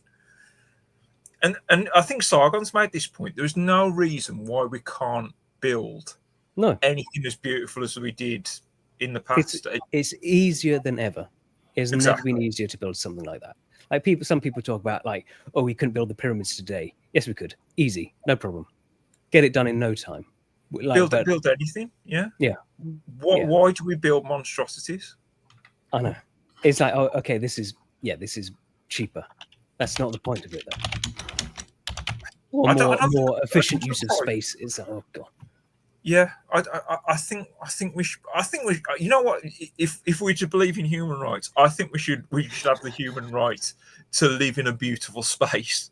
So if we're going to start arguing for human rights, it's sort of like we should argue living in a beautiful space, and it should be beautiful architecture. Yeah. I've got to say, Bartholomew Musgrave there. I'm kind of on his side with that. Big titty Anglo moody goth girl is better than swarthoid grinning med girls. Yeah. Well, I just looked it up. Birth rates in Mexico and Brazil, and actually they're not doing so well. So I've just proven myself wrong. Mexico's down to, this is according to AI, so take it with a pinch of salt. But where is it? I can't see it. But it's down to like 1.5, something like this. And same with Brazil. Well, so they're collapsing. The birth rates, even among what people don't realise, even among Arabic people and Muslims, is down from where it was. Yeah, it's all over the world. Yeah, it's worldwide. And as I've said to you, Tharium, here's an interesting fact. Do you know more boys are born before a war and after a war? That's funny. Oh isn't it? wow. Oh, okay. Yeah, it's an interesting fact. You think that AI and automation, when we talked about robots and AI, if you think about it, if you I don't know, you want to call it God, nature, whatever force is upon it, maybe whatever force is making the population come down, it could be a coincidence. Who am I to say? If you think that AI is, it's only just been birthed. Like the power of AI is yet to be realised. I would argue. You think what AI and robots and automation might be capable of in the future. Doesn't it make sense to bring the world's population down a tad? I think it's kind of natural. More than anything, I think it's just a natural sort of response to just how quickly the population has boomed. Since basically for all our history, we had about 50% infant mortality. It's about 50% chance you'd live to adulthood or not. And then we sort of fixed that around the Industrial Revolution. So then population just worldwide just explodes. Like if you've seen like a world population graph over time, just we're like, I think we're only like 1 billion people at the like about 1900, and now we're what, 8 or something in just 100 years. It's silly. We've often talked about this, Tharium. It's sort of like I could stand this country's population to go down from where it was even in the 90s. Yet our elites are like boomer elites are like our pensions. And who's it really serving? Because I think we've come to the conclusion that anyone under the age of 50 is not getting a pension. No, yeah, I know I'm not. No. I mean, my dream for Britain would be like medieval population of around 6 million. Oh, it'd be so peaceful, so quiet and peaceful. It would be glorious. I'm happy for it to sustain around 50 million. Yeah, if we can get to like 45, 50, that's a good start. We can do that in my lifetime, and then my grandkids can work on 6 million. I think a big part of the equation is urbanization, because any city is essentially just a population sink. People in cities don't tend to have as many children as people living in small towns and villages, because there's just not enough room. It's noisy. They're overworked. There's a lot of vice, etc., etc. And I think that's especially true for Anglos as well. Like you can go back to ancient times, and like the Romans would comments on them, like say, oh, they really like their space. They need like space between their houses and stuff. Like the Anglo needs his space. He needs his quiet. He needs his green to walk in and roam. Whereas like Indians live in slums a lot better. They seem to just be more adapted to that. Whereas us, no, we're not built for that. We don't thrive in cities. I was thinking about this the other day. It'd be impossible to become a hermit. I've often dreamed about becoming a hermit, getting a little cottage in the woods or something, and just checking out society and going, that'd be fantastic. But it's kind of impossible today, the way it wouldn't have been maybe 100, 200 years ago. Like, do you know what? You say that, and I would have agreed with you, but I just went for a 3-hour walk in the countryside today. Yeah. And just along the roads. There are there are a lot of little nooks and crannies. There are a lot of little, I mean, not like big forests, but there are a lot of like just tiny little nooks and crannies and trees and I think in some parts of the country, like if all you want is literally just like a little hut, or a shed, it is possible. In fact, last year I walked down the road and I stumbled upon some flipping like hippie enclave. I didn't even know it was there. But there's like some hippies, and they're living like in this, and they're growing vegetables, and they're doing this, and it's like just like you wouldn't even like it's 100 meters away from the main road, but it's just like in some trees somewhere, and I don't know what the hell was going on there, but they managed to carve out a little corner. And if you do walk through the countryside, you do see like small little houses and sheds and caravans and people parked, this, that. So I actually, if you really wanted to do it, even in England, I guess it depends on what part of the country you live in, but if you really wanted to do it, I think it probably still is possible. Yeah. I saw just recently Thorn Island came up for sale, and it's this island just off the coast of Pembrokeshire and Wales, and it's just a fort. It's got this massive fort that was built on it. I know the place. Yeah, that It's looks great. It's £3 million they're asking for it, which for my own island fortress doesn't seem that bad. Are you familiar with the Sealand? Yeah. Oh, I think they're running like servers there now. They're sort of making money off that, I think. it's the only way forward. Yeah. What's you guys' stance on the Online Safety Act? It's clearly just censorship to control us. Like, it's any time the government says, "Oh, it's to protect children," they're lying. The government don't care about children. We talked about this. I'm not against porn. I've defended porn for a long time, and I think I've been proven right once again. Because if you want to shut down porn, then it's just going to be censorship on the internet. I just from a practical point of view, I don't think you can stop pornography because young people are horny and they've got mobile phones and they're going to take pictures of themselves having sex. if it's not available to the public, it'll be DIY porn. Yeah. I mean, I would have done it if I was a teenager with a mobile phone, probably. I mean, I don't know. It's just teenagers are just going to do it. So, like, I just don't think. You're going to stop people from sharing naked pictures.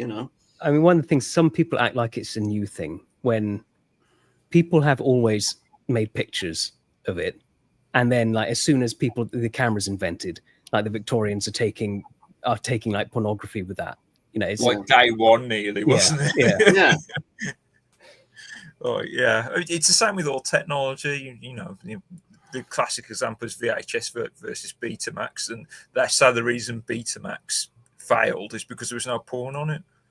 Yeah, I just don't think it's the problem. Like, people are complaining like there's a relationship breakdown and so on and so forth.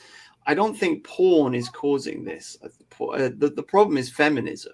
Oh, the problem is it's feminism, and it's also the fact that it's just immigration, because people can't get decent jobs and they can't buy houses and they can't rent. Like back in the 90s, you could rent your own apartment. If you're a young man and you've got your own place and you've got your own car and you're doing all right, you can get a girlfriend. If you're a young man and you're living with you now in your 20s and you're living with your mum and dad, it's kind of a little bit harder to invite a girl round, isn't it? So, yeah. Well, it comes to, because me and Tharium have had this conversation with Harry a lot of times. It's sort of like how much better would it be if there was less population? Because let's face it now.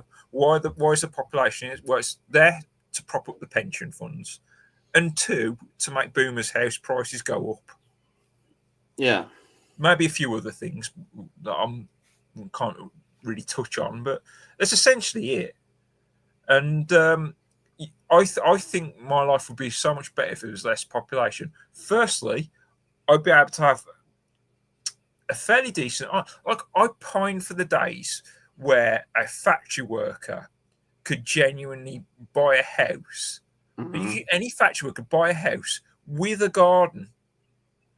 And they could afford to do that. Like any working class job could have probably got you a 3-bedroom house with a garden. Yeah, you'd have a family wage. You could buy a house, and you could have a wife and kids, and you could support them. And your wife could be a housewife, and she could stay at home. On a working class job, as a factory worker, a postman, a milkman, a bus driver. Yeah, any proper job could have sustained that lifestyle quite easily, no matter what level you were at as well. Yeah, that's absolutely what we should be demanding, and that's the situation that we had in the past. This is why it's so insane. Like, you got these economists. Oh, we're so much richer than we were before. It's just such a lie. It's such an obvious lie. Mm-hmm. Well, you wonder why so many people are on benefits. It's because no job can give. You think about the benefits culture would be if you could afford to. I'm trying to think of the most demeaning job possible. Like, whatever the job you've got in the head. Tin man used to be a good job. No, Back no. in the But 90s. being man is what I mean is a very poorly paid and a demeaning job, right? Whatever job you've got that in your head, imagine if that job could still get you into a 3-bedroom detached house and support a family. How much better the world would be. I had a Norwegian friend I used to play some games with, and he had a part-time cleaning job.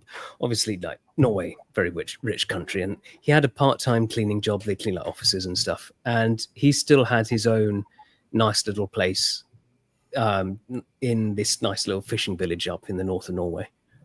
And yeah, he's just got a part-time cleaning job, and he was sort of living fine off that. Yeah. So I don't think it's the job necessarily that's putting people off. It's the fact that you've got to do these, let's face it, horrible modern jobs and then not see anything from it. Yeah, that's the problem. Yeah, you're just surviving. That's all you're doing. You're just surviving. That's all I do. I work so I can pay the rent and eat.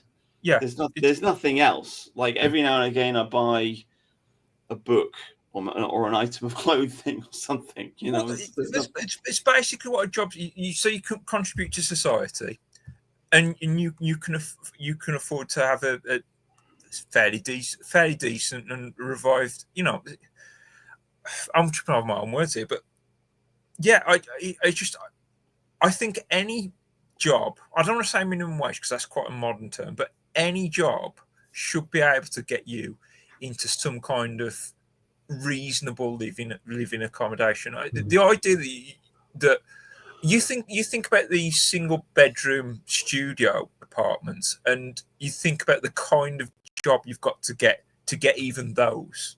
Yeah, and you wonder why people are turning to benefits all the time. I think I saw a post on Twitter the other day. It's sort of like, so for a working couple, you've got to be making like about, after everything's paid for, you need to be about 80,000 between the two of you before you sort of account for just someone until you equal someone just on benefits. And you're putting in all this work in time into work. They can do whatever they want. Like why wouldn't you just choose that path?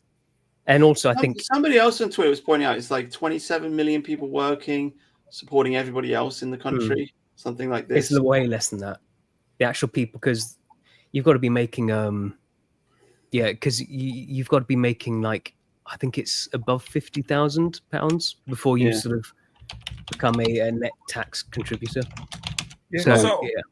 So when people like Nigel Farage say we need to make work pay, well, unless it can get you I don't want to say a detached house, but you know, I think in the past that would have been plausible. Unless your job can get you a detached house and support a family, quite frankly, you're not going to win that battle. Yeah. And then also, I think if you've got children, once you get to £100,000 in your household, then you lose the child tax credits, and I think you end up actually making less money until you reach like £150,000 or something. So £120,000, yeah. I mean, we've probably people. Oh, have I muted myself? No, I haven't. Oh, sorry. No, so I just looked at it. So yeah, I mean, house price in the 60s, £3,000 for a house. Average wage £1,000. So 3 times the average wage. Price of a car, about 500 quid. So I mean, you still get some bangers quite cheap for cars. So, but I guess that's the average price then, isn't it? Yeah, but that's average. So 500 quid. So the average wage was £1,000 a year. So half the average wage. Yeah. So, I mean, how much does a new car cost these days? Like 20, 30 grand or something like this? Yeah, I mean, I remember... You should be able to buy a brand new car for... I mean, they say the average wage is 30 grand, but to be honest with you, most people make about 25. You should be able to buy a new car for 10 grand, something like that, I guess. You can't do that now. Certainly can't buy a house for £90,000 or whatever, and that would be the average house price. You'd be able to find something cheaper if you looked around, right? I mean, the average price now of houses, let's say 300 grand, should be making 100 grand a year. To if to match the wages Yeah. that people had in the 60s, you should be making 80 or 90 or 100 grand a year with less tax, probably. I mean, I don't know about how the tax fits into the equation, but you should be making roughly 100 grand a year. Can you imagine making 100 grand a year being a postman or whatever? It's just like, it's insane. But that's essentially what I'm arguing for. Let's face it now. The only way that'll happen is if the labour prices go up. And how do you make the labour prices go up? Scarcity. Mhm. Yeah, kick foreigners out. Yeah. It's like one of those things that, like a deportation party, like single issue things are normally but I feel like every single problem would be so much better if we just got rid of all the foreigners. The only problems would be, oh, my house price isn't worth as much as it is now. Boo-hoo. Yeah, exactly. But that doesn't really matter though, because if you've got a house, well, you can sell it and you buy another house. You've always need a house. Yeah. So once you sort of get it, it doesn't really matter what it's happens. housing for investment that's part of the problem. Yeah, a house is supposed to be a home, not an investment. Mm. Yeah. So we need to stop that house for investment culture. But again, the only way to do that is less people, because if the supply, well, if the demand goes down and the supply stays the same, because this is the thing with me and Tharium have always had an argument, because Harrian's a YIMBY and believes you should build more houses, and me and Tharium argue it doesn't matter how many houses you build, if they import the third world to fill them, it doesn't mean anything. No. Well, the whole country is just a housing block. Yeah, make city we're in debt, we're borrowing money, and we're just inviting third worlders here and selling houses to them. We don't make anything. We don't produce anything. And it's like when the government talk about needing to build and stuff, it's just houses for the foreigners. Like, this isn't generating anything. It's just accommodation. Like, you know, you're not building more infrastructure that can actually create anything. It's just houses for foreigners. Basic economics, right? You got 5 points. You want your country to actually, Norway's the best country one of the best countries in the world because they follow all 5 points, right? But you've got point number 1, you need a budget surplus, right? We've got budget deficit. Point number 2, you need trade surplus. We've got trade deficit. Point number 3, you need relatively high interest rates. So 4%, 5%. We're actually, I think, what were we on? 3% now. So we're actually coming back up to that level. Point number 4, you need savings, right? We don't have savings. We have debt. Norway does because they've got the North Sea oil and they're doing really well. We have North Sea oil too, but we don't drill it. Well, yeah, I mean, we decide what windmills. I understand you preach. And point number 5, you need personal savings. So you need like your general population at large to have money in the bank. Essentially, if you've got all 5 of these things, you've got a great economy. There's all this nonsense about GDP is just to hide the fact that the economy is shit. Yeah. And we've got a debt. We've got a trade deficit and a budget deficit, and we're in debt and all the rest of it. And they don't want to talk about it, so they bang on about, oh, let's look at the GDP. What's the GDP doing? I don't care. Yeah, we've got a budget deficit. GDP is a completely fake metric, and like the reform go, oh no, well we could care about GDP per capita.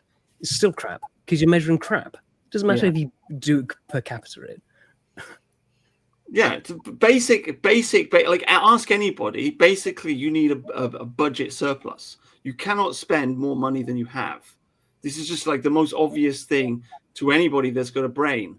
And if you break that rule, you're going to get in debt, and that's going to have a knock-on effect. It's going to affect the interest rates. It's going to affect trade. It's going to affect everything, and your country's going to go down the shithole. And that's exactly what we're doing. And they're trying to fix it and prop it up with mass immigration, and it's a death spiral.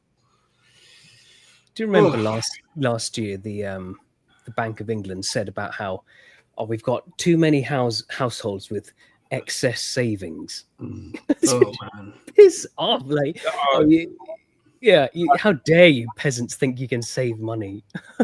You will owe nothing and be happy, isn't it? Yeah.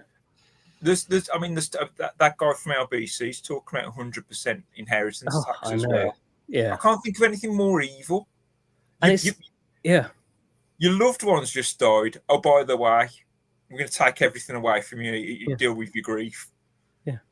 And Yeah. he said his argument was, well, people who don't deserve it are getting these inheritances. What the hell have you done to deserve it? What do you know? What that means? Really, between the lines, is it's wealth redistribution to foreigners, basically. Yeah. When you really think about it. Yeah. And it's Well, they know also the boomers have got a lot of money, and they know they're all going to die soon, and that's going to be a huge wealth shift, and so they wanted to give it to the foreigners instead of us. Yeah. It's also just not true that like kids don't deserve whatever their parents have done. Like, first off, like the parents want to pass on to their kids, but like the kids have probably helped them in old age. They may probably help them with their work and stuff. They've probably done all sorts of things as they become adults themselves. They've probably done all sorts of things for their parents. Whereas, LBC host or some Somalian guy done fuck all. It's also a case of like, can't you just choose what you want to spend your money on? Like, instead of calling it inheritance, let's reframe it and call it parents spending their money on their kids, or parents. Yeah. Like, can't you choose who you're going to give your money to? You've already worked for it. You've already paid your taxes.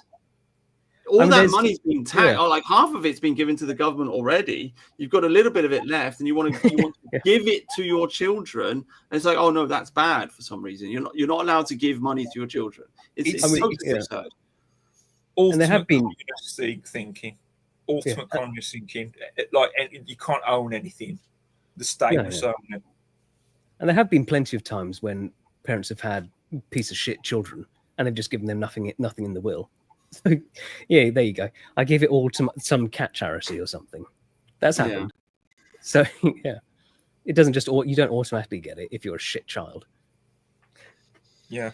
Well, that's about we're the only culture that has the disinheriting of children. Yeah. That's another thing, isn't it? Yeah. That's Anglo-Saxon culture. That's literally the foundation of our culture. It's the ability of the parents to alienate the child. That's the difference between our culture and traditional like European peasant societies or Chinese or Indian peasant societies, because they would own their land communally. And so the parents would not be able to kick their children off the land because the children would in part own it. And so because of this, they formed a completely different culture, which was much more traditional. The women would get married a lot younger. They wouldn't have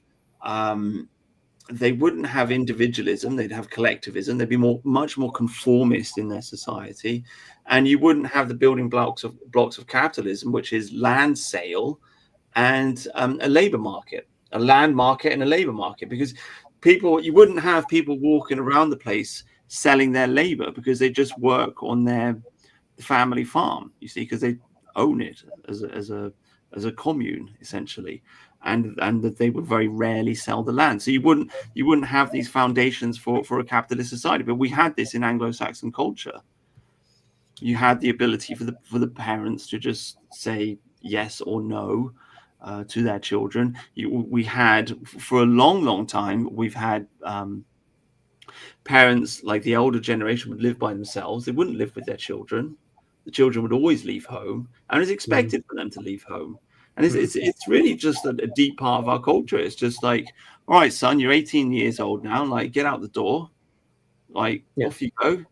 Yeah. Go and do something. The younger generations they can't do it, so they all live with their parents, which is tragic. But this has been going on for 1,000 years in England. Mm-hmm. It's a totally fundamentally different way of doing things. It's actually the dividing line between capitalism and communism, in my opinion. Communism means communally owned land.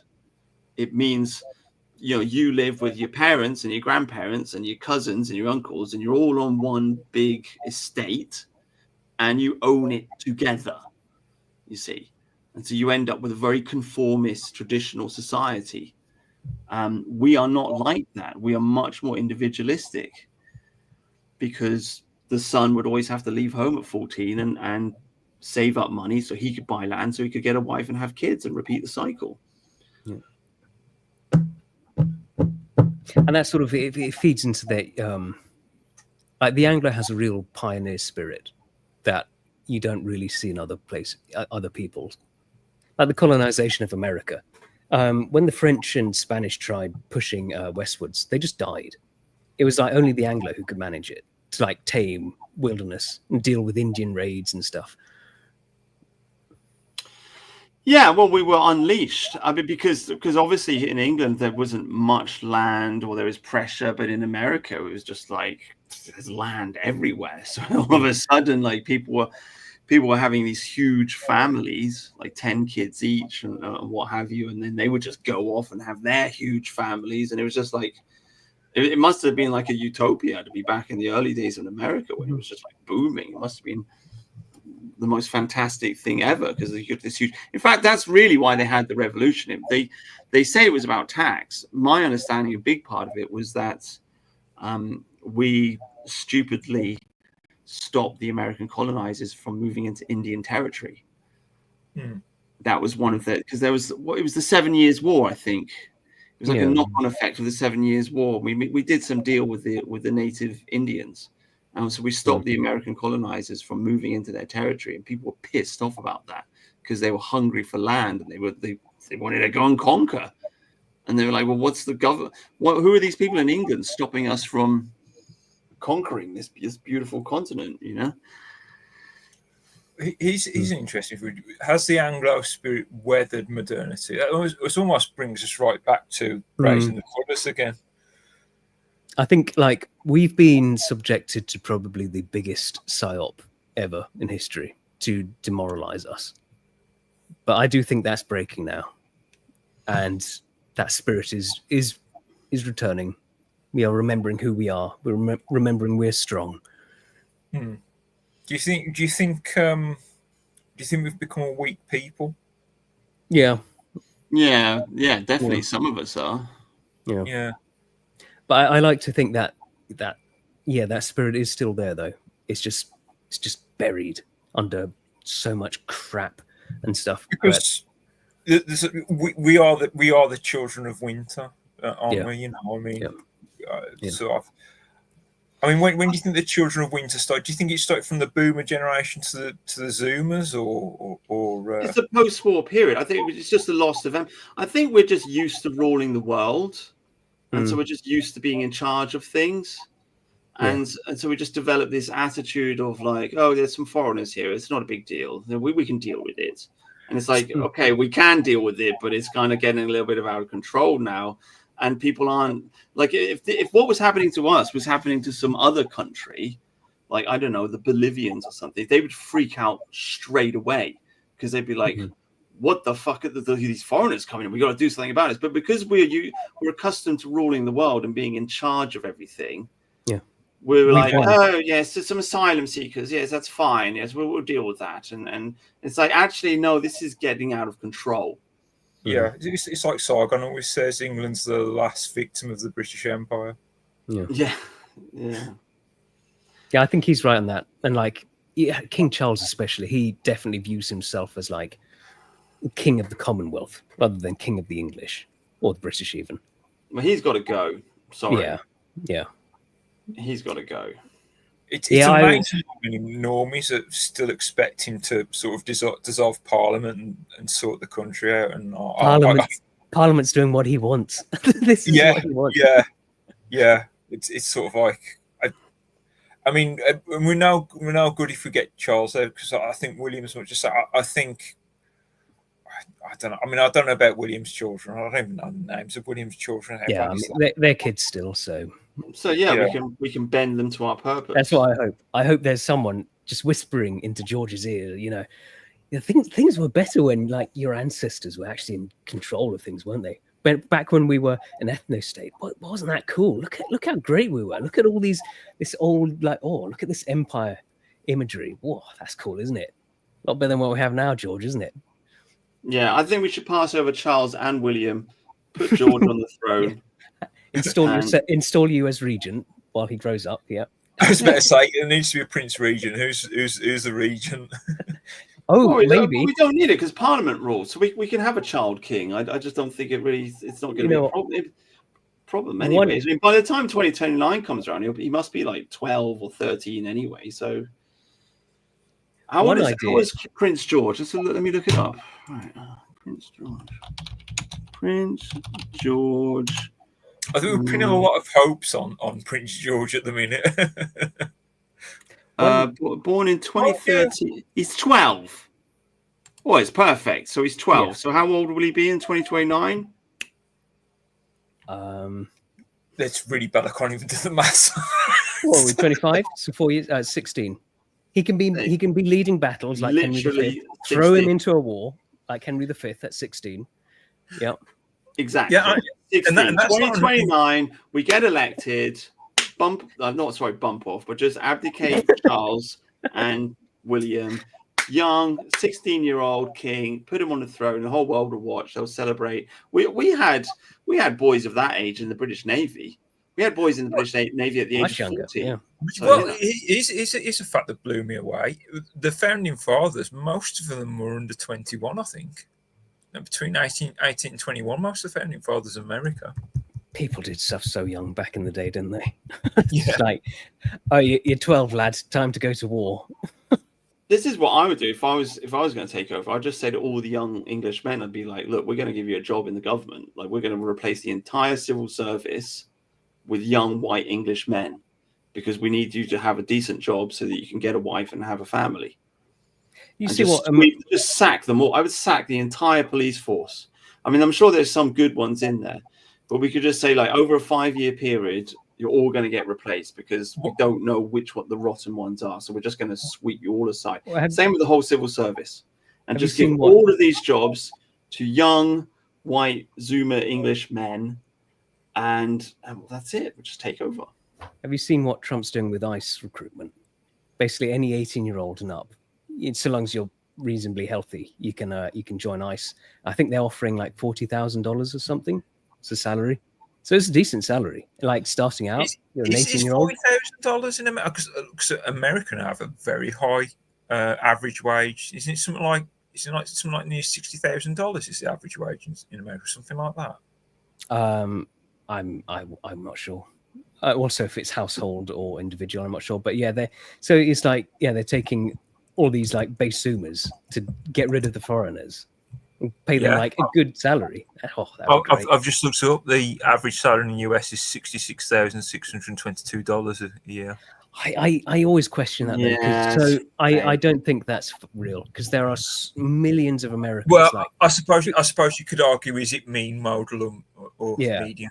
Because I think like 50% of Americans are living paycheck to paycheck, and they have no savings. So it's just like I have a lot of millionaires. Yeah. Whereas we're losing millionaires. Thank you, Labour. But I mean, like, imagine, like, I mean, reform won't. But if we had like an actually based government say, okay, we'll pay you, we'll pay you £40,000 to round up the foreigners. Anyone willing? Oh, that'd be so fun. Yeah. I mean, not to put a down on it, I do worry about the whole ICE thing. I mean, I was very excited in the beginning. Oh, yeah. But somebody pointed out that whenever a limb of government gets opened up, it generally doesn't get shut down. So what we're going to end up with is a militia that grabs people off the streets and puts them in concentration camps. Yeah. And so if the Democrats take power again, and it's quite likely they will, it's quite possible. Oh, yeah, they will. Nearly won. She nearly got the popular vote. If not the next election, it will probably be the one after that. Like they're going to be Democrats again. It really, I mean, that country is in a much worse state than we are demographically, and it really needs radical change. And Trump just doesn't. I mean, I like Trump. He's a civnat. Yeah. Yeah, I mean, they've shuffled around some of the electoral what's-my-do-dahs in Texas to try and ensure that they keep it. But eventually Texas is to California. And once it does, you will have the Democrat Uni Party ruling over America. Yep. and then everything Trump has done will be reversed, and America will be conquered by Mexico, and it'll be run by Mexican cartels, and it'll be a third world country. I mean, that's the future that I see for it, unless, and I mean, and the whole thing about ICE, and the same goes for our immigration problem here, basically. I mean, it shouldn't really be that hard to kick the foreigners out, because all you have to do is declare them illegal, and then you go for the landlords, and you say, if you're renting a room to an illegal immigrant, then you're going to get a massive fine, or even will take your property away from you. And then every landlord in the country will just very, very seriously and strictly make sure that the people they're renting their property to are, they check their passport and then make sure that they're properly English. And so the landlords themselves will enforce the deportations, because you can't stay in England or America if you've got nowhere to sleep. Right? I mean, you can get away with it for sometimes, sleeping in a car, sleeping on the street, or what have you, but it's not much of a life, is it? So eventually you'll just deport yourself. It really shouldn't. You don't need ICE to be grabbing people off the streets.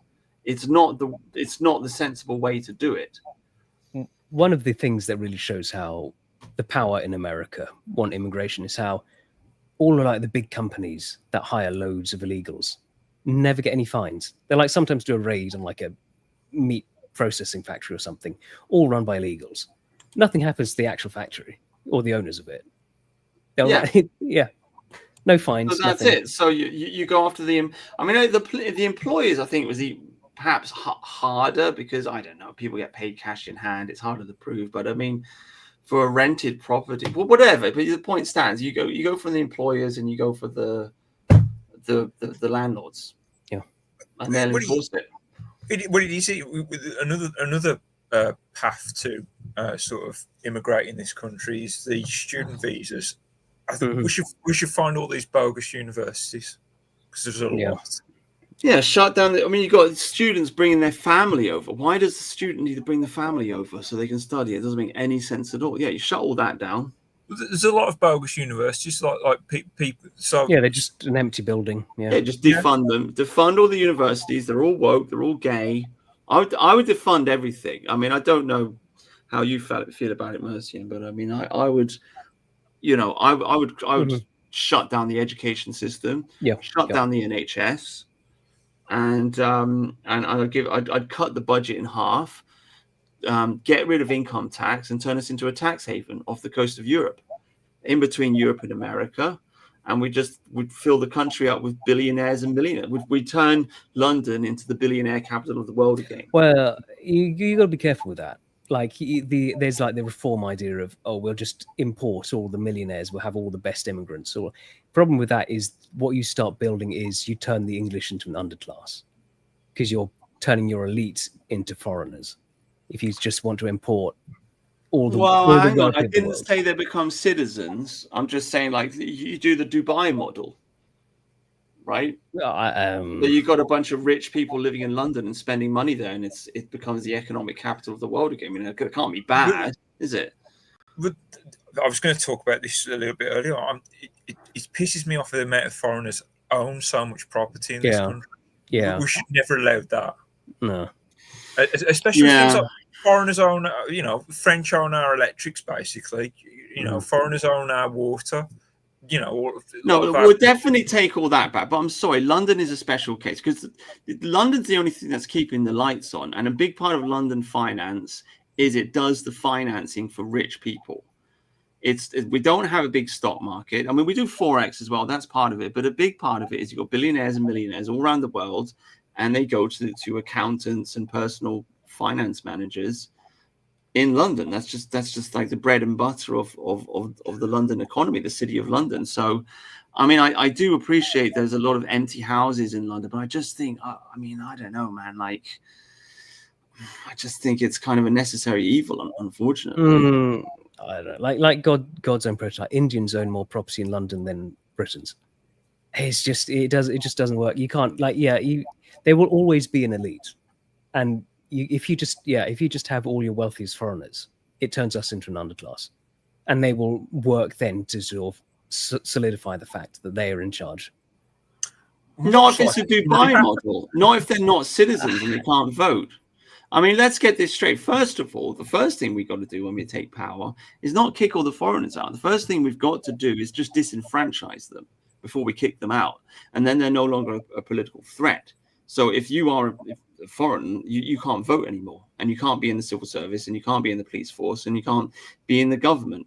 Okay, so you're still here. You're still working. Because, again, Dubai, right? They've got a huge amount of foreigners there, but they're not a threat.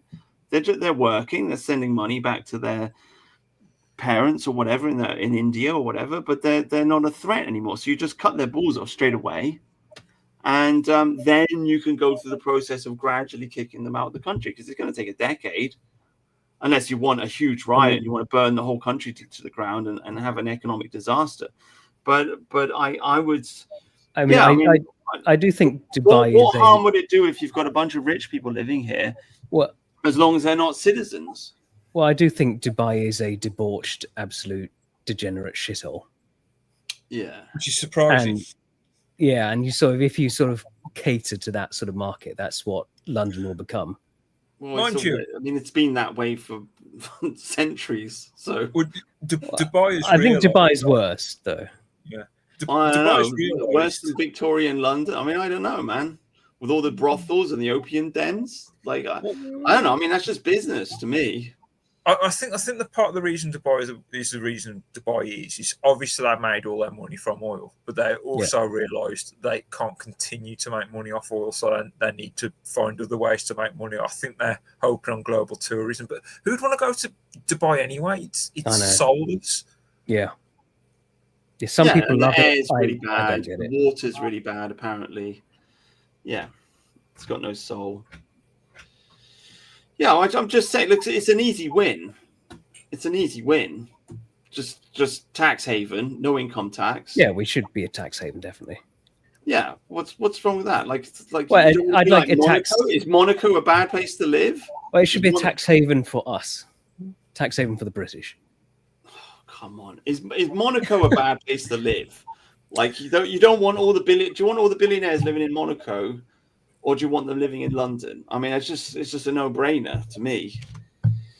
But whatever, yeah, whatever. Because even if they can't vote, they can buy up stuff. They can invest. You can use just having money gives you a lot of influence over things, and like a lot of corruption stems from that. So yeah, you've got to be careful of that. Okay, I mean, I'm just concerned with the economy, but so we need monopoly laws, but sort of monopoly ethnos laws, maybe. I don't know. Well, Singapore is. I think Singapore does it right, because Singapore has. If you're a native to Singapore, it's very different on taxes and stuff and what you can do. Like if any foreigners, I think, are banned from buying property and stuff. Oh, really? Yeah. Well, Monaco they have like a separate property market for the locals. So you can ensure that your average white Londoner, not that there's many of them left, you can make sure that they get a house. You can create some kind of halfway system so we can cater for international billionaires and ensure that the locals get somewhere to live. I'm sure it's possible, considering that like 2/3 of London is brown and we're going to have to kick them all out. I think there's going to be enough houses for everyone. yeah. This is like me and Mercy were saying earlier. This is what we say: you want houses price to go down, just kick people out, remove them. Also, like we're going to have the boomers dying. That will also free up more property. Yeah. So I mean, if you've got a few billionaires living in Belgrade, I think we'll be all right. I think we'll be okay. Combination of the boomers dying and the foreigners going out, we'll be fine. Absolutely fine. I had someone complaining about the price of car insurance the other day. And I explained to him, well, that's just because of foreigners. Because we've got all these foreigners who can't drive on our roads. And that's what drives up the insurance prices. And he was like, oh, yeah, just wasn't there some accident in Canada, like in some America? Sikh guy who was on a tractor. With the truck. Yeah. He just ran over a family or something like that, and now they're all the Sikhs are like rallying behind him, saying, "Oh, he did nothing wrong." It's he can't. So this twat, he's an illegal immigrant, goes into California, gets a commercial truck driving license and joins this company, and he can't even read English, can't understand English. And so he doesn't realize that you're not allowed to turn on this part. And he, not even looking, doesn't look, just goes, turn, oh, I'm going the wrong way, turns right in the middle of the motorway.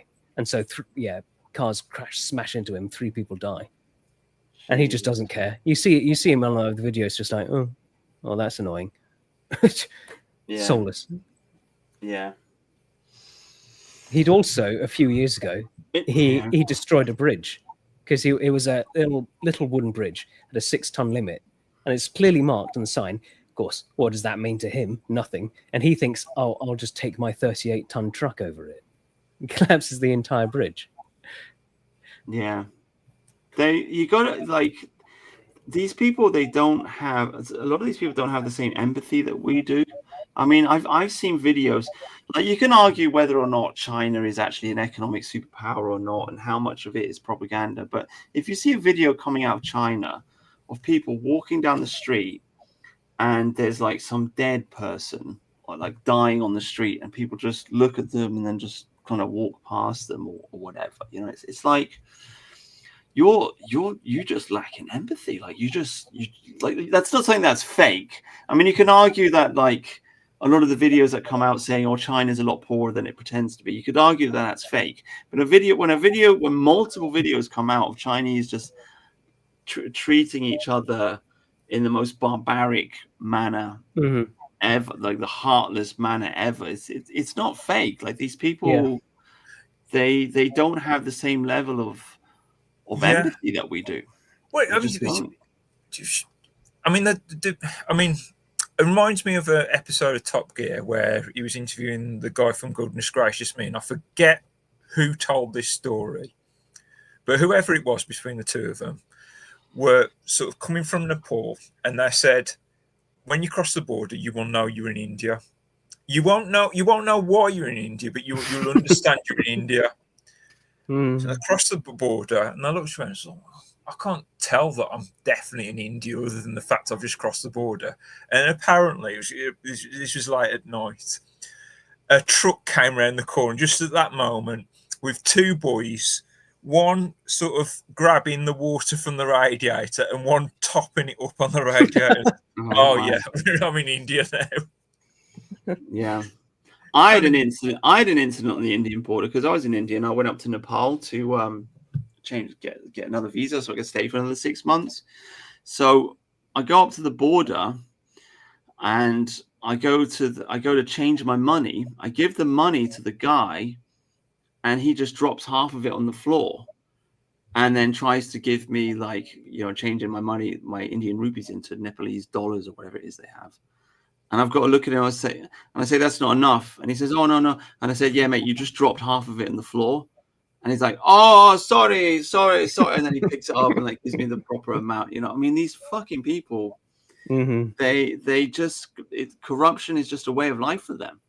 And some people would argue they're the good ones as well. Yeah. Yeah, I don't know what it is. I think it's because they've been ruled over by Islam for so long, to be honest with you.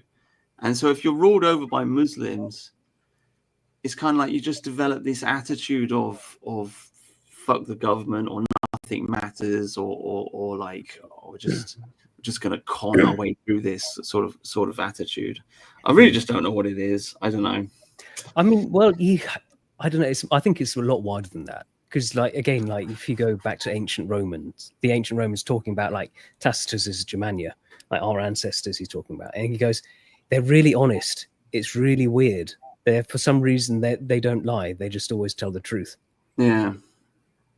It's just a weird quirk about us, really. Whereas most of the world is, especially if it's like about something about saving face, then they all lots of lying all around the world for that.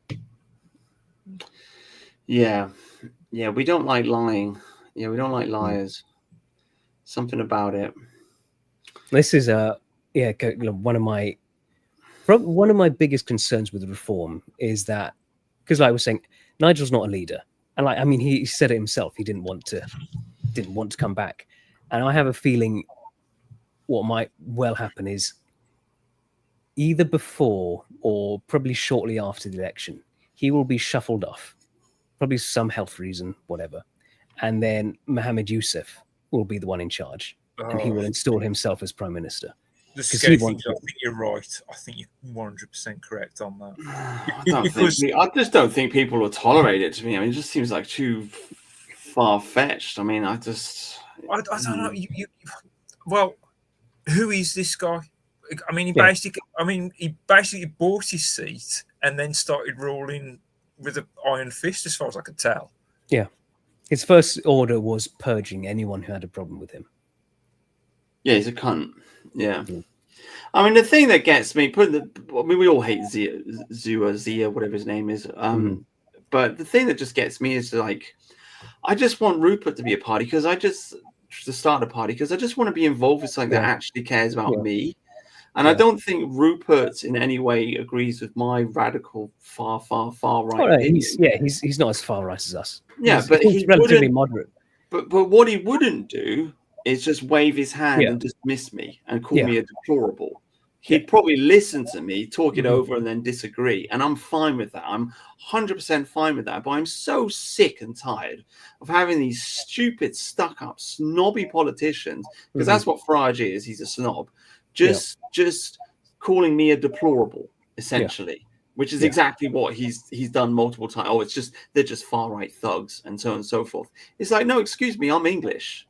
Thank you very much. And I pay my taxes, and my voice matters. And I believe Rupert is genuine. He seems I feel he just feels genuine to me. Yeah.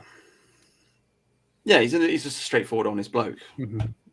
Yeah, he's perfect. I don't know why hasn't he started a party. I don't know. It's the other person who I don't know too much about, but one I'm keeping an eye on moving forwards is Ant Middleton, because he's sort of been getting involved with stuff now. And he's got fight in him. And a lot of those boys in the army are very brainwashed, though. I got to be honest. I've seen a lot of SAS boys just like, oh, it's not about race, it's about patriotism. And he has said no, not even like second generation immigrants should be in the government, have anything to do with government. Oh, really? He has been a sort of a bit more like on. So he's sort of been. Like it's nothing like public, but he's clearly been kicked out of Reform. And they're not having anything to do with him anymore. Because he's just no foreigners, no second generation immigrants, no nothing of that in government. Government should be for British people. He's saying like London needs a native Brit like himself to be the mayor because that's what he's running for mayor. So he doesn't need Sadiq Khan. Yeah. He put out a post the other day about the because he's going to be at Tommy Robinson's rally on the 13th of September. I know it's Tommy Robinson, but most of the people there are all just good, well-meaning people. Anyway, but he's going to be there, and he's like puts a post going. I remember that. Yeah, because I remember on Twitter. Yeah, I was like, oh, is it going to kick off? Yeah, if September 13th, is this it? We're having a revolution. Yeah.